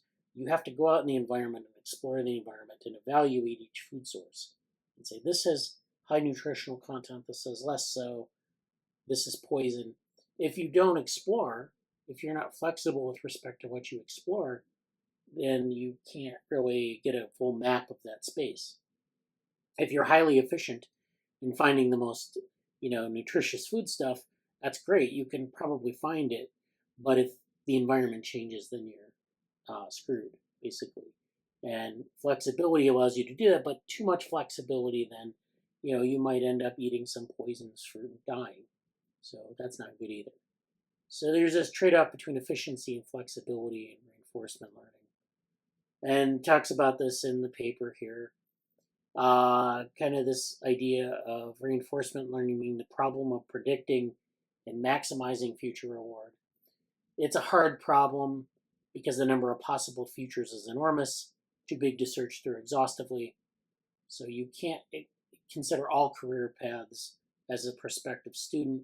You can pick some that you're familiar with, you can pick some that you see in front of you, but not every possible option. Now, if you did go through every possible option, it may be good, but it might not be plausible. It might take too long. It's just like an algorithm trying to find an optimal solution.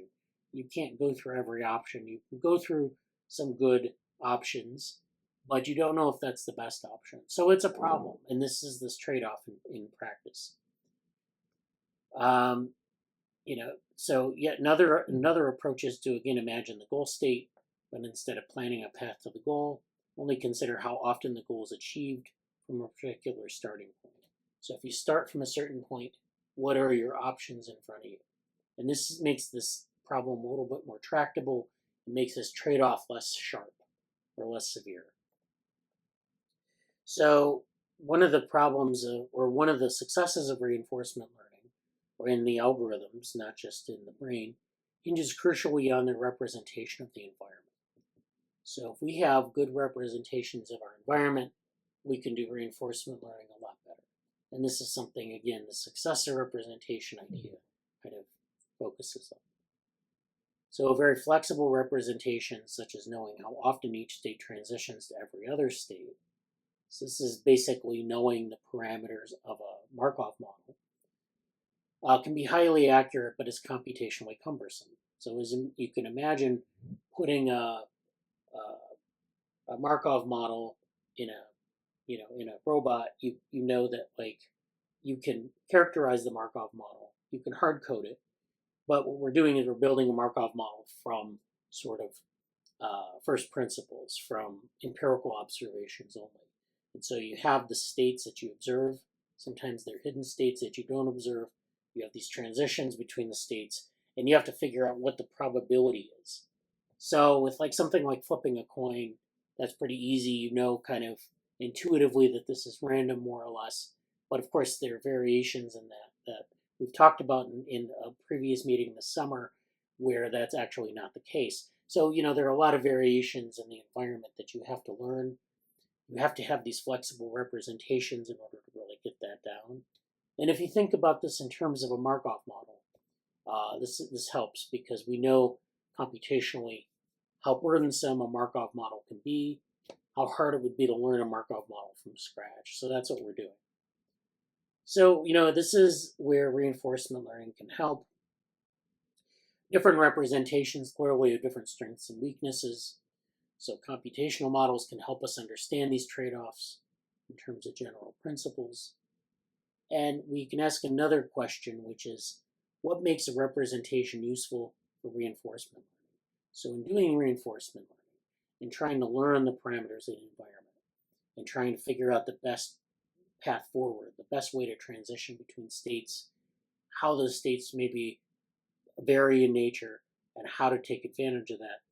That's the kind of thing we want, but we need a representation to know how to navigate that. We can't just do that from kind of a memory or pattern recognition. We need a representation, a framework to understand this stuff. So this is where, he kind of talks about these types of maybe representations with respect to reinforcement learning. So one lesson from these discoveries is that reinforcement learning is not one thing, but rather multiple things, a set of semi-dissociable systems that each can solve the reinforcement learning problem independently. And there's some citations here from the literature. These systems make different trade-offs between computational efficiency and flexibility, as elaborated in the next section. By formalizing this trade-off space, we can clarify what makes a good representation for a given computational architecture. So this is like what we were talking about with computational architectures. Sometimes they're very general, and you can put a number of representations on them. Basically, load them up with different representations, and that's fine. So like neocortex, you can have all sorts of different representations, and that might work with that architecture. With the hippocampus, or especially with the cerebellum, that may not be the case. You might have to have a very specific representation there, or that there's that representation, and you can't say represent different types of memory, like episodic memory in the cerebellum. You can only represent procedural memory in the cerebellum, that sort of thing. And again, I'm just saying this as an example. I don't really know the details of, how that might work. But I think the point is that we want to identify good representations for different computational architectures, and ultimately representations that can learn from the environment sufficiently to enable optimal behavior. So this is where he introduces successor representations. So this is where we're balancing computation and representation. The basic idea is to build a predictive map. So this is very much like predictive processing in that spirit of that. We're building a predictive map of the environment. So we're building like a map of the environment, environmental states or cognitive states, and we're saying how often does this occur? Or how often are these two states related? And so we're building this predictive map, this representation that summarizes the long-range predictive relationships between states. We will show how this predictive map, when used as the representation for reinforcement learning, so they're applying it specifically to this problem, is optimal for a particular computational architecture. And in this case, it's a linear function approximation. So they're not worried about the brain at all. They're just testing this on this mathematical function approximation. So, it's basically approximating a linear function, linear regression or something like that. Recent experiments have begun to suggest that SR may constitute a part of a separate system for reinforcement learning. So the successor representation might be one of these separate subsystems for reinforcement learning, with implications for how we understand the functions of the hippocampus and dopamine. We talked about that, where you have functions in these neuroarchitectures like dopamine function, or in the hippocampus, these receptive fields and so forth. So we have these semi-dissociable systems, and then we can map that to specific problems of predicting the environment, and then we can actually think about how do those operate in a specific neural architecture. So it looks like Trevor had to leave. Okay, that's okay. We'll have the video. Okay, so that's the one, and it kind of reminds me of the semi-dissociable systems of the MetaBrains work that we've been publishing on. We have these MetaBrains where you have these different layers of representational layers. So you might have like a bottom layer, which is very much, there's no sort of representation in it. It's just kind of like a connection machine, like a connectionist model, or what you might find in a Braitenberg vehicle. Very simple. Then you might have another layer where you have this sort of Markov model running, which is where you kind of associate, or you're learning from the data, from the environment, you're associating states, you're kind of developing this model of probabilities of states, how they're related, and what maybe the hidden states are. And then this final layer where you're doing prediction on that, where you have, okay, now we have this Markov model, we're learning from the environment. Now, if we summarize this over maybe weeks to months to years, we can make predictions and encode those predictions as being probable or not probable, plausible or not plausible. So, I mean, we did a paper on this sort of thing for an artificial life workshop back in 2020. Is like basically taking vehicles and taking that little, that non-representational architecture and adding on layers, which are more and more representational. And so it's a MetaBrains. So you have these layers stacked within a Braitenberg vehicle where you have like this very basic connectionism, and then you have the a higher level model of states and of probabilities of transition between states, and then something predictive. So prediction is a different thing. It's basically saying, it's summarizing all that information and saying, how likely is this to happen? How likely is a coin flip to happen? I can model, a Braitenberg vehicle observing coin flips. It'll observe them, bring it into this Markov model. It'll sort of tally the probabilities. And you could say it's 50-50, but actually we know that that's not always the case, that there are certain runs over time that deviate from 50-50. And to make those predictions, maybe those are like spurious predictions, which maybe requires another model to evaluate that evidence to say, is a prediction we make spurious, or is it like something that's real, or it can be causal? So, it can keep going up. It's almost like reverse turtles all the way down, turtles all the way up. But anyways, so that's successor representations, and I just wanted to make that last point because I think it's relevant to our work. This second paper is the Platonic representation hypothesis. So this paper can be summed up in like two sentences here, one sentence. And this is from the archive, so this has probably been submitted to one of the machine learning conferences. So basically, neural networks trained with different objectives on different data and modalities are converging to a shared statistical model of reality in their representation spaces. So this is the representation space. This is a figure that kind of summarizes the Platonic representation hypothesis. So, imagine you have this set of data that's coming into your model. You have X, which is images. So you have these images that are projected into the model.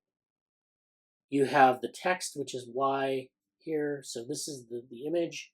This text describes the image, so you're linking the text with the image. And as a model does, you want to take both of those things and use it as to model the underlying reality Z. So that is where you have the image, but it's annotated. Now the program knows that this is a blue cone, this is a red sphere, and that they're next to one another. There's a proximity. So we have this relationship here. So we have the F image, F text, those are two functions, and we want to bring those together and map them to a shared reality. And so this is where these two things converge. And that's what they're talking about with this. So why do they call it Platonic? So let's read the abstract. So we argue that representations in AI models, particularly deep networks, are convergent. First, we survey many examples of convergence in the literature. So, this is where we have these different representations in AI models that we're using, different ways to represent data and, kind of build these outcomes. But, these are converging because people are, as they use a variety of models, they're kind of finding these sort of underlying principles. It's almost like complexity theory, where you have the underlying principles and, we're trying to discover them across many different types of systems.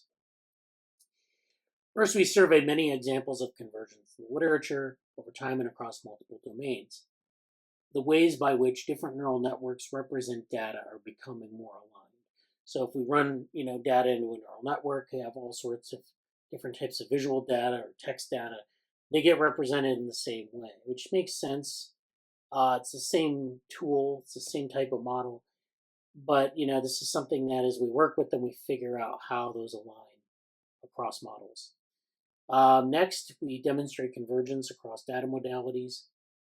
So as vision models and language models get larger, so as these types of models get larger, where you have more input in terms of more data, they measure distance between data points in a more and more alike way. So the idea is that the more data you add, basically, the more sort of information you have.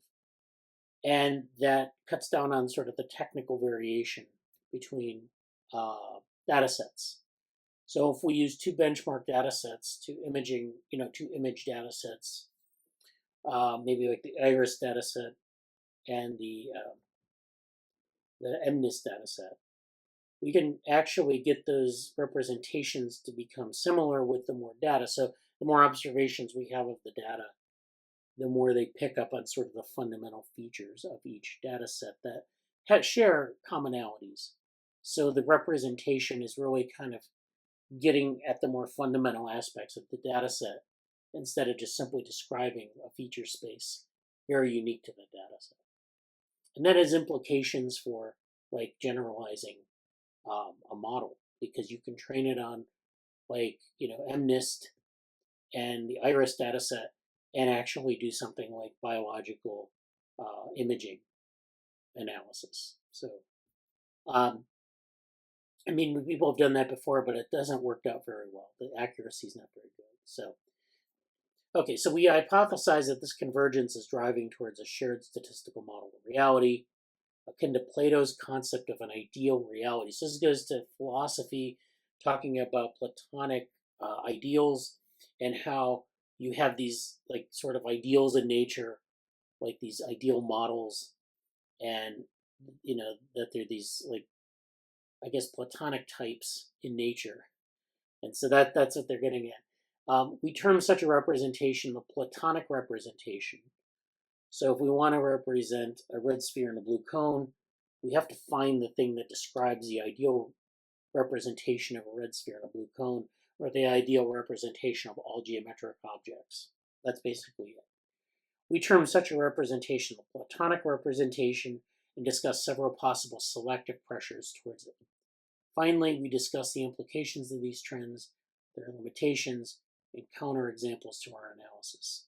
So they have their project page here on GitHub.io and the code here. So they're doing this sort of theoretical investigation, I guess, of this convergence of representations.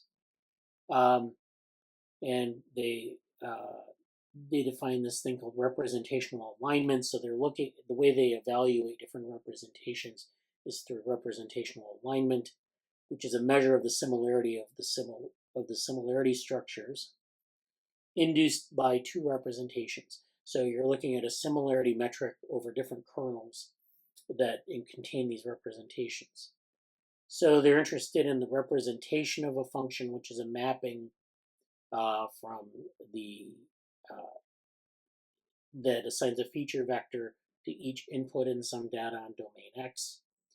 Then we have a kernel, which is, of course, how a representation measures distance similarity, so X by X on this space R. And we want to look at the similarity between data points. So that gives us our kernel. Our representation maps from X to R, and then this interaction maps to R, the kernel. Then there's this kernel alignment metric, which is this kernel comparing interactions between kernels on this space R, which measures the similarity between two kernels. How similar is the distance measure induced by one representation to the distance measure induced by another? And so the idea would be that they should be identical or near identical if these representations are convergent, and they should be non-identical or highly non-identical if these representations diverge. And so that would be evidence against the Platonic representation, whereas if they're very closely aligned, then that's evidence for Platonic representation. So this kind of goes through, actually they talk here about different models with different architectures and objectives can have aligned representations. This is what we're talking about with biologically inspired models. You can have different architectures, computational or anatomical, and yet they can do things that are very similar. So that maybe implies that they have aligned representations. So you can have this sort of convergent evolution of different structures that do similar things, and maybe what's going on is you have aligned representations that do similar things. And why? I don't know why. I don't think anyone knows, but I think just starting to think about it like this is useful. Okay. So, getting at kind of how they think about this, this is the capacity hypothesis. If an optimal representation exists in function space, larger hypothesis spaces are more likely to cover it. So this is where we have this hypothesis space. And the hypothesis space, as you scale up the architectures, they overlap. So these are two different representations here. Hypothesis space 1 and hypothesis space 2. Basically, they're exploring the same space. The representations are different hypotheses of what the environment is like. So it's like with the reinforcement learning model, we have basically this model of the environment. How closely can we get to, the true environment? Well, we're only sampling a subspace of this environment. But if we use different representations, we see that we explore different parts of the space. So they're the divergent representations, but they're exploring the same space. Now, they don't overlap here, so we have different models and we still have different interpretations, and it's hard to know, which one is correct because we have just different representations. But as we said before, if you add more data, you can improve that this quest towards a Platonic representation because you're generalizing better and you're doing other things better as well. So as you scale up this architecture, you end up with a hypothesis space for each representation being, improved or enlarged. And ultimately that results in, even if they're exploring different parts of this space, then the hypothesis subspace, they tend to overlap. And so as they grow in size, as they get bigger with scaled up architectures, they overlap in this space R, and you end up, or in this metric space R, and you end up with this region, which is the overlap between space 1 and space 2. And here is where I guess they, sort of propose that this is part of this Platonic architecture. So two small models might not cover the optimum, which is well, which is this star, I guess, here, or this circle, and then thus find different solutions. So the solutions are these open stars, and you can see that they're divergent. So this hypothesis space is just kind of the space of different hypothetical solutions. These open stars are the optimal solutions, and in the optimal global solution, or the global optimum, is in the middle of this interior circle. You can see in the filled star here. So we don't hit that space, we don't hit that point with either of the two smaller models, smaller representations. But if we scale up the architectures, then we find that there's not only overlap between the two hypothesis spaces, but that we can find that optimal point because both hypothesis spaces cover that point. Again, we can think about this in terms of solving tasks. Our task gradient here, this is the multitask scaling hypothesis, where the models that are trained with an increasing number of tasks are subject to pressure to learn a representation that can solve all tasks. So as the task gradient increases here, we get this, these different tasks that overlap, and we end up with this space that is multitask optimized. So I think I'm going to leave that aside, that paper. I think that's a good paper. The final one I want to talk about today is this paper. This is from 2022, and I think we covered this a long time ago in one of our meetings. It's food for thought because it's kind of thinking about reference frames, not as these computational things, but like these things that humans use in terms of understanding space and language. And I think we covered, actually, I don't think we covered this paper. There's a paper on indigenous people in New Guinea and how they think about space. When they think about space, they don't think about space like in terms of north, south, east, and west. Oftentimes they talk about something being either uphill or downhill. And so it's a kind of an interesting set of spatial reference.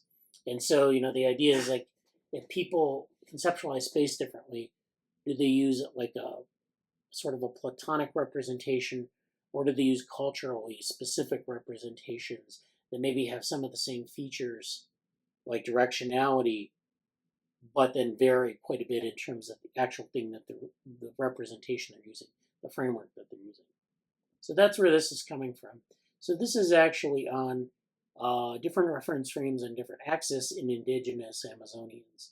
So again, this is an indigenous culture where they haven't been exposed to Western culture, and so oftentimes if you're doing cultural studies, you can use cross-cultural studies, you can use indigenous societies as sort of a model for kind of an alternate way of interpreting the world, alternate representations. So that's why they focus on indigenous people. And, that's maybe a false assumption because indigenous people, of course, interact with, other cultures, the Western world all the time. So it's not like, it's kind of hard to kind of make that sort of a laboratory assumption. But yeah, so this, I'll just go through the abstract of this and then we'll wrap up. Spatial cognition is central to human behavior as well as other animals, as we've seen, in all sorts of mammals, in insects, and of course they use different substrates, different architectures to do spatial cognition. We focused on hippocampus, but you can just as easily use something maybe like a mushroom body or something in an insect. So, this is something that, but we're focused on the representations here in humans. And so we know that there are a lot of different types of representations, of cultural representations of concepts that vary. The question is there maybe a Platonic component and a culturally specific component? How culturally specific are these representations? So the way people conceptualize space varies within and across groups for unknown reasons. We don't know why that these representations are culturally distinct. It may be this sort of trade-off between flexibility and efficiency. So if you have Platonic aspects of the representation. It makes it efficient. You have like some framework, but then there's this variation that's introduced because you need to have this flexibility depending on what you're doing, your environment, so forth. So here we found that adults from an indigenous Bolivian group use systematically different spatial reference frames on different axes. So this is where they're looking at different axes and they're using different spatial reference frames. And this is according to known differences in their discriminability. So in both verbal and nonverbal tests, participants preferred allocentric, which are environment-based spatial representations. So allocentric is outside the body, environment-based. Egocentric is with respect to the body. So this is where you get this embodiment aspect.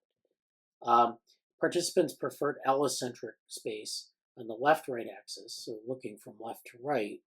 So just looking at the environment. Left to right is outside of the context of the body. Where spatial discriminations like B versus D are notoriously difficult. So, thinking of things on the axis of left to right is good, but then you can't make these kind of spatial discriminations easily. But the same participants preferred egocentric or body-based space on the front-back axis. So that's looking forward versus looking backward. So now you're involving the body in your location in space. So it's more of a relative to your body type of representation. And in this case, spatial discrimination is relatively easy. So, if you're thinking about like how, and I'm sure that like people in the West, can relate to this. If you're thinking about like a number line, which of course can vary in different cultures, but like just think about the standard number line where you go from left to right, or the standard set of political opinions and the spectrum from left to right. Those are all kind of like this sort of, representation in egocentric space. Maybe there's some aspect of the body in it. It just really depends on how you think of that representation. But then there's a different set of representations from front to back. You're thinking about like what's in front of you versus what's in back of you, and having it more related to the body, the position of the body. So this is actually, in terms of spatial discrimination, there's a difference. The results of this paper, there are three main takeaways. The first is that it establishes a relationship between spontaneous spatial language and memory across axes within a single culture. So they've established this kind of relationship, this kind of representation that's very different from maybe how Westerners think of it. So you can understand the variation and how that varies. Two, it challenges the claim that each language group is a predominant spatial reference frame at a given scale. So there's this claim, I guess, that spatial cognition and language are connected, that there's like one representation for each language group. And of course, we see that that's probably not true, that there are multiple ways that this representation interprets what's going on in the environment, both with respect to the body and just with respect to the environment itself. And then three, it suggests that spatial thinking and language may be both shaped by spatial discrimination abilities as they vary across cultures and contexts. So spatial thinking and even like descriptive language, we talked about this in that example from indigenous New Guinea, where they thought about like up and down and front to back as sort of synonymous because you're either going uphill or downhill. So and that shapes the language, the descriptions that you're using. And ultimately, spatial cognition and language are interacting because you have to describe that space that you're representing. So this is an interesting, Stephen Piantadosi was an author on this. Isn't he the person on the LLMs? Yes. Like challenge Chomsky's model paper? Yes, that's one of his papers as well. Yeah. That came out recently, and I think that's why I think he's at Berkeley. Okay, well, you're right. Makes me want to check LingBuzz though, in terms of, yeah. It's always interesting to see if that particular paper is still at the top of LingBuzz. Yeah, it's number 2 still. Oh wow! Right. Yeah, Well, if it anything just- is to a Chomsky, it's like, okay, it's up at number 1 or 2. yeah. Anyway, go ahead. Oh yeah, so yeah, and then he talks about these other studies in the introduction. So, um, although these egocentric or perspective-dependent descriptions may seem natural to some, it is far from universal. So, uh, in indigenous Mexicans and in Upno speakers of Papua New Guinea, a ball might be said to be uphill or downhill of a chair. So this is like where I was talking about with these examples where you have the ball either to the front or the back or to the right or the left of the chair. It's thought of as uphill and downhill. That's the language that's used, the descriptor. So the spatial representation is based on this hill. And, if you're on one side of it, you're uphill, on the other side, you're downhill. And how that relates to a metric space is basically that it has something to do with the gradient of a hill. And so, we have to, this is very far from what we're doing in, in AI and in computational representations. And thinking about it at this level, you can see that there's quite a bit of variation and it's a lot more linked to language. So this is, a nice paper also to look at. So yeah, let's have a couple minutes of commentary and then wrap it up. My face got squished. Oh, There it yeah, goes. Yeah. So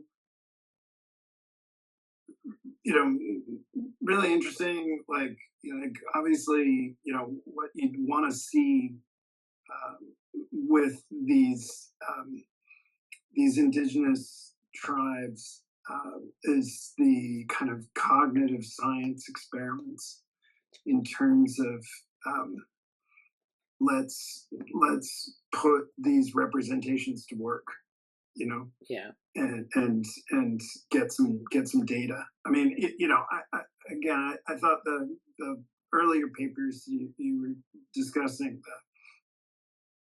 the successor representation, was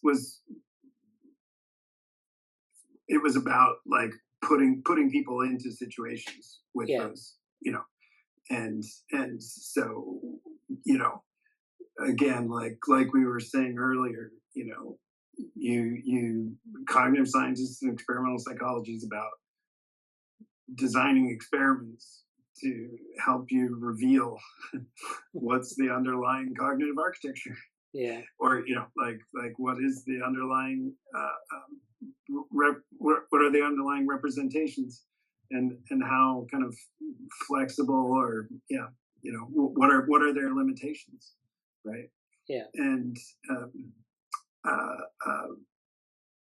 but the thing in the back of my mind through all these papers was again development.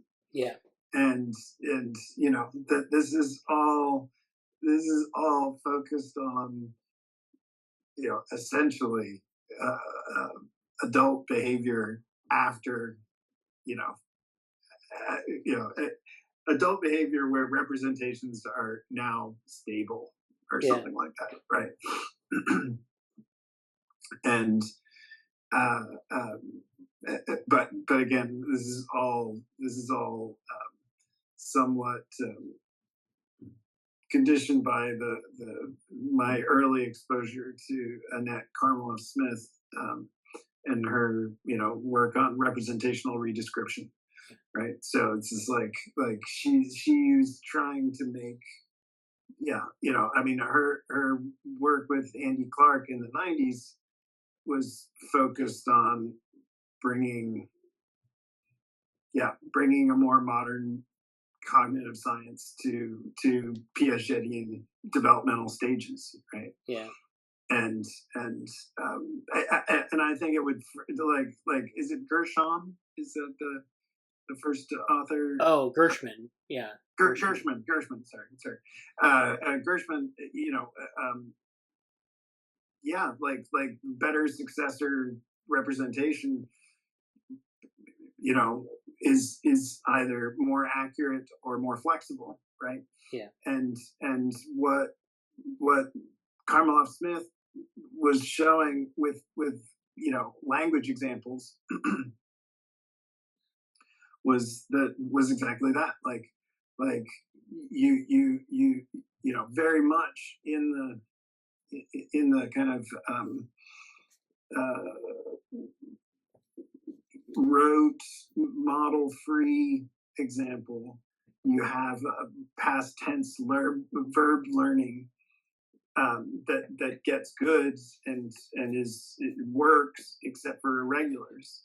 You know, so it's like the child's successful in language, but is getting some things wrong, and then you have a representational redescription that now incorporates into that the representations now include irregular verbs, and you know, now you have this weird U-shaped behavioral growth where performance actually goes down before it goes up. Yeah. And now it goes up to a higher level, you know, which was again one of the modeling, or you know, one of the kind of data realities that Carmel Smith was trying to understand. Yeah. Right? Like why would performance get worse with growth? Mm-hmm. You know, and at least, you know, this is the narrative that she sold me in the 90s. Yeah. But I thought the paper, the Gershman paper was interesting. You know, the details, the examples, and especially the Ida Mamanajad's work. You know, trying to set up examples where she could distinguish these things. You know, and yeah, again, it like goes back and forth with this, like, I think you mentioned this too. Like there were perhaps multiple systems are actually engaged in the performance. Yeah. And you're not. It's not actually one model, or you know, it's not necessarily one system that's doing the work here. And that again, that paper seemed to be getting into a like it's a trade-off between competing systems, right? You know, which again, you know, is another. It just adds to the kind of, you know, experimental complexity necessary to get at like what's actually going on, you know, in the Platonic sense. Right. If we could know the truth, yeah. Anyway, it's really interesting, and again, like also getting at some of the questions that I think, you know, would be in line with kind of Sutton's program for you know, program for a future, you know, metacognitive understanding of reinforcement learning. I was trying to make it more Kantian title. Prolegomena to a future understanding of reinforcement learning. Yeah. Yeah, that's great. Yeah, so why don't we put a pin in that and think more about it. I don't know what we'll do next week. Maybe we'll follow up on this. I have some ideas, but I'm not gonna. I'll pull together some papers. So yeah, sounds good. All right, and yeah, we'll talk about the Every Good Regulator. Yeah, I mean, we should definitely make time for that. Yeah, you know, yeah, it's just not been easy to find a time that we can make instead of like always going to that same time on Thursday or something. Yeah. Well, we'll make it at some point. So. Okay. All right. Thanks. Have a good week. Take care. Take care. Bye-bye. Bye.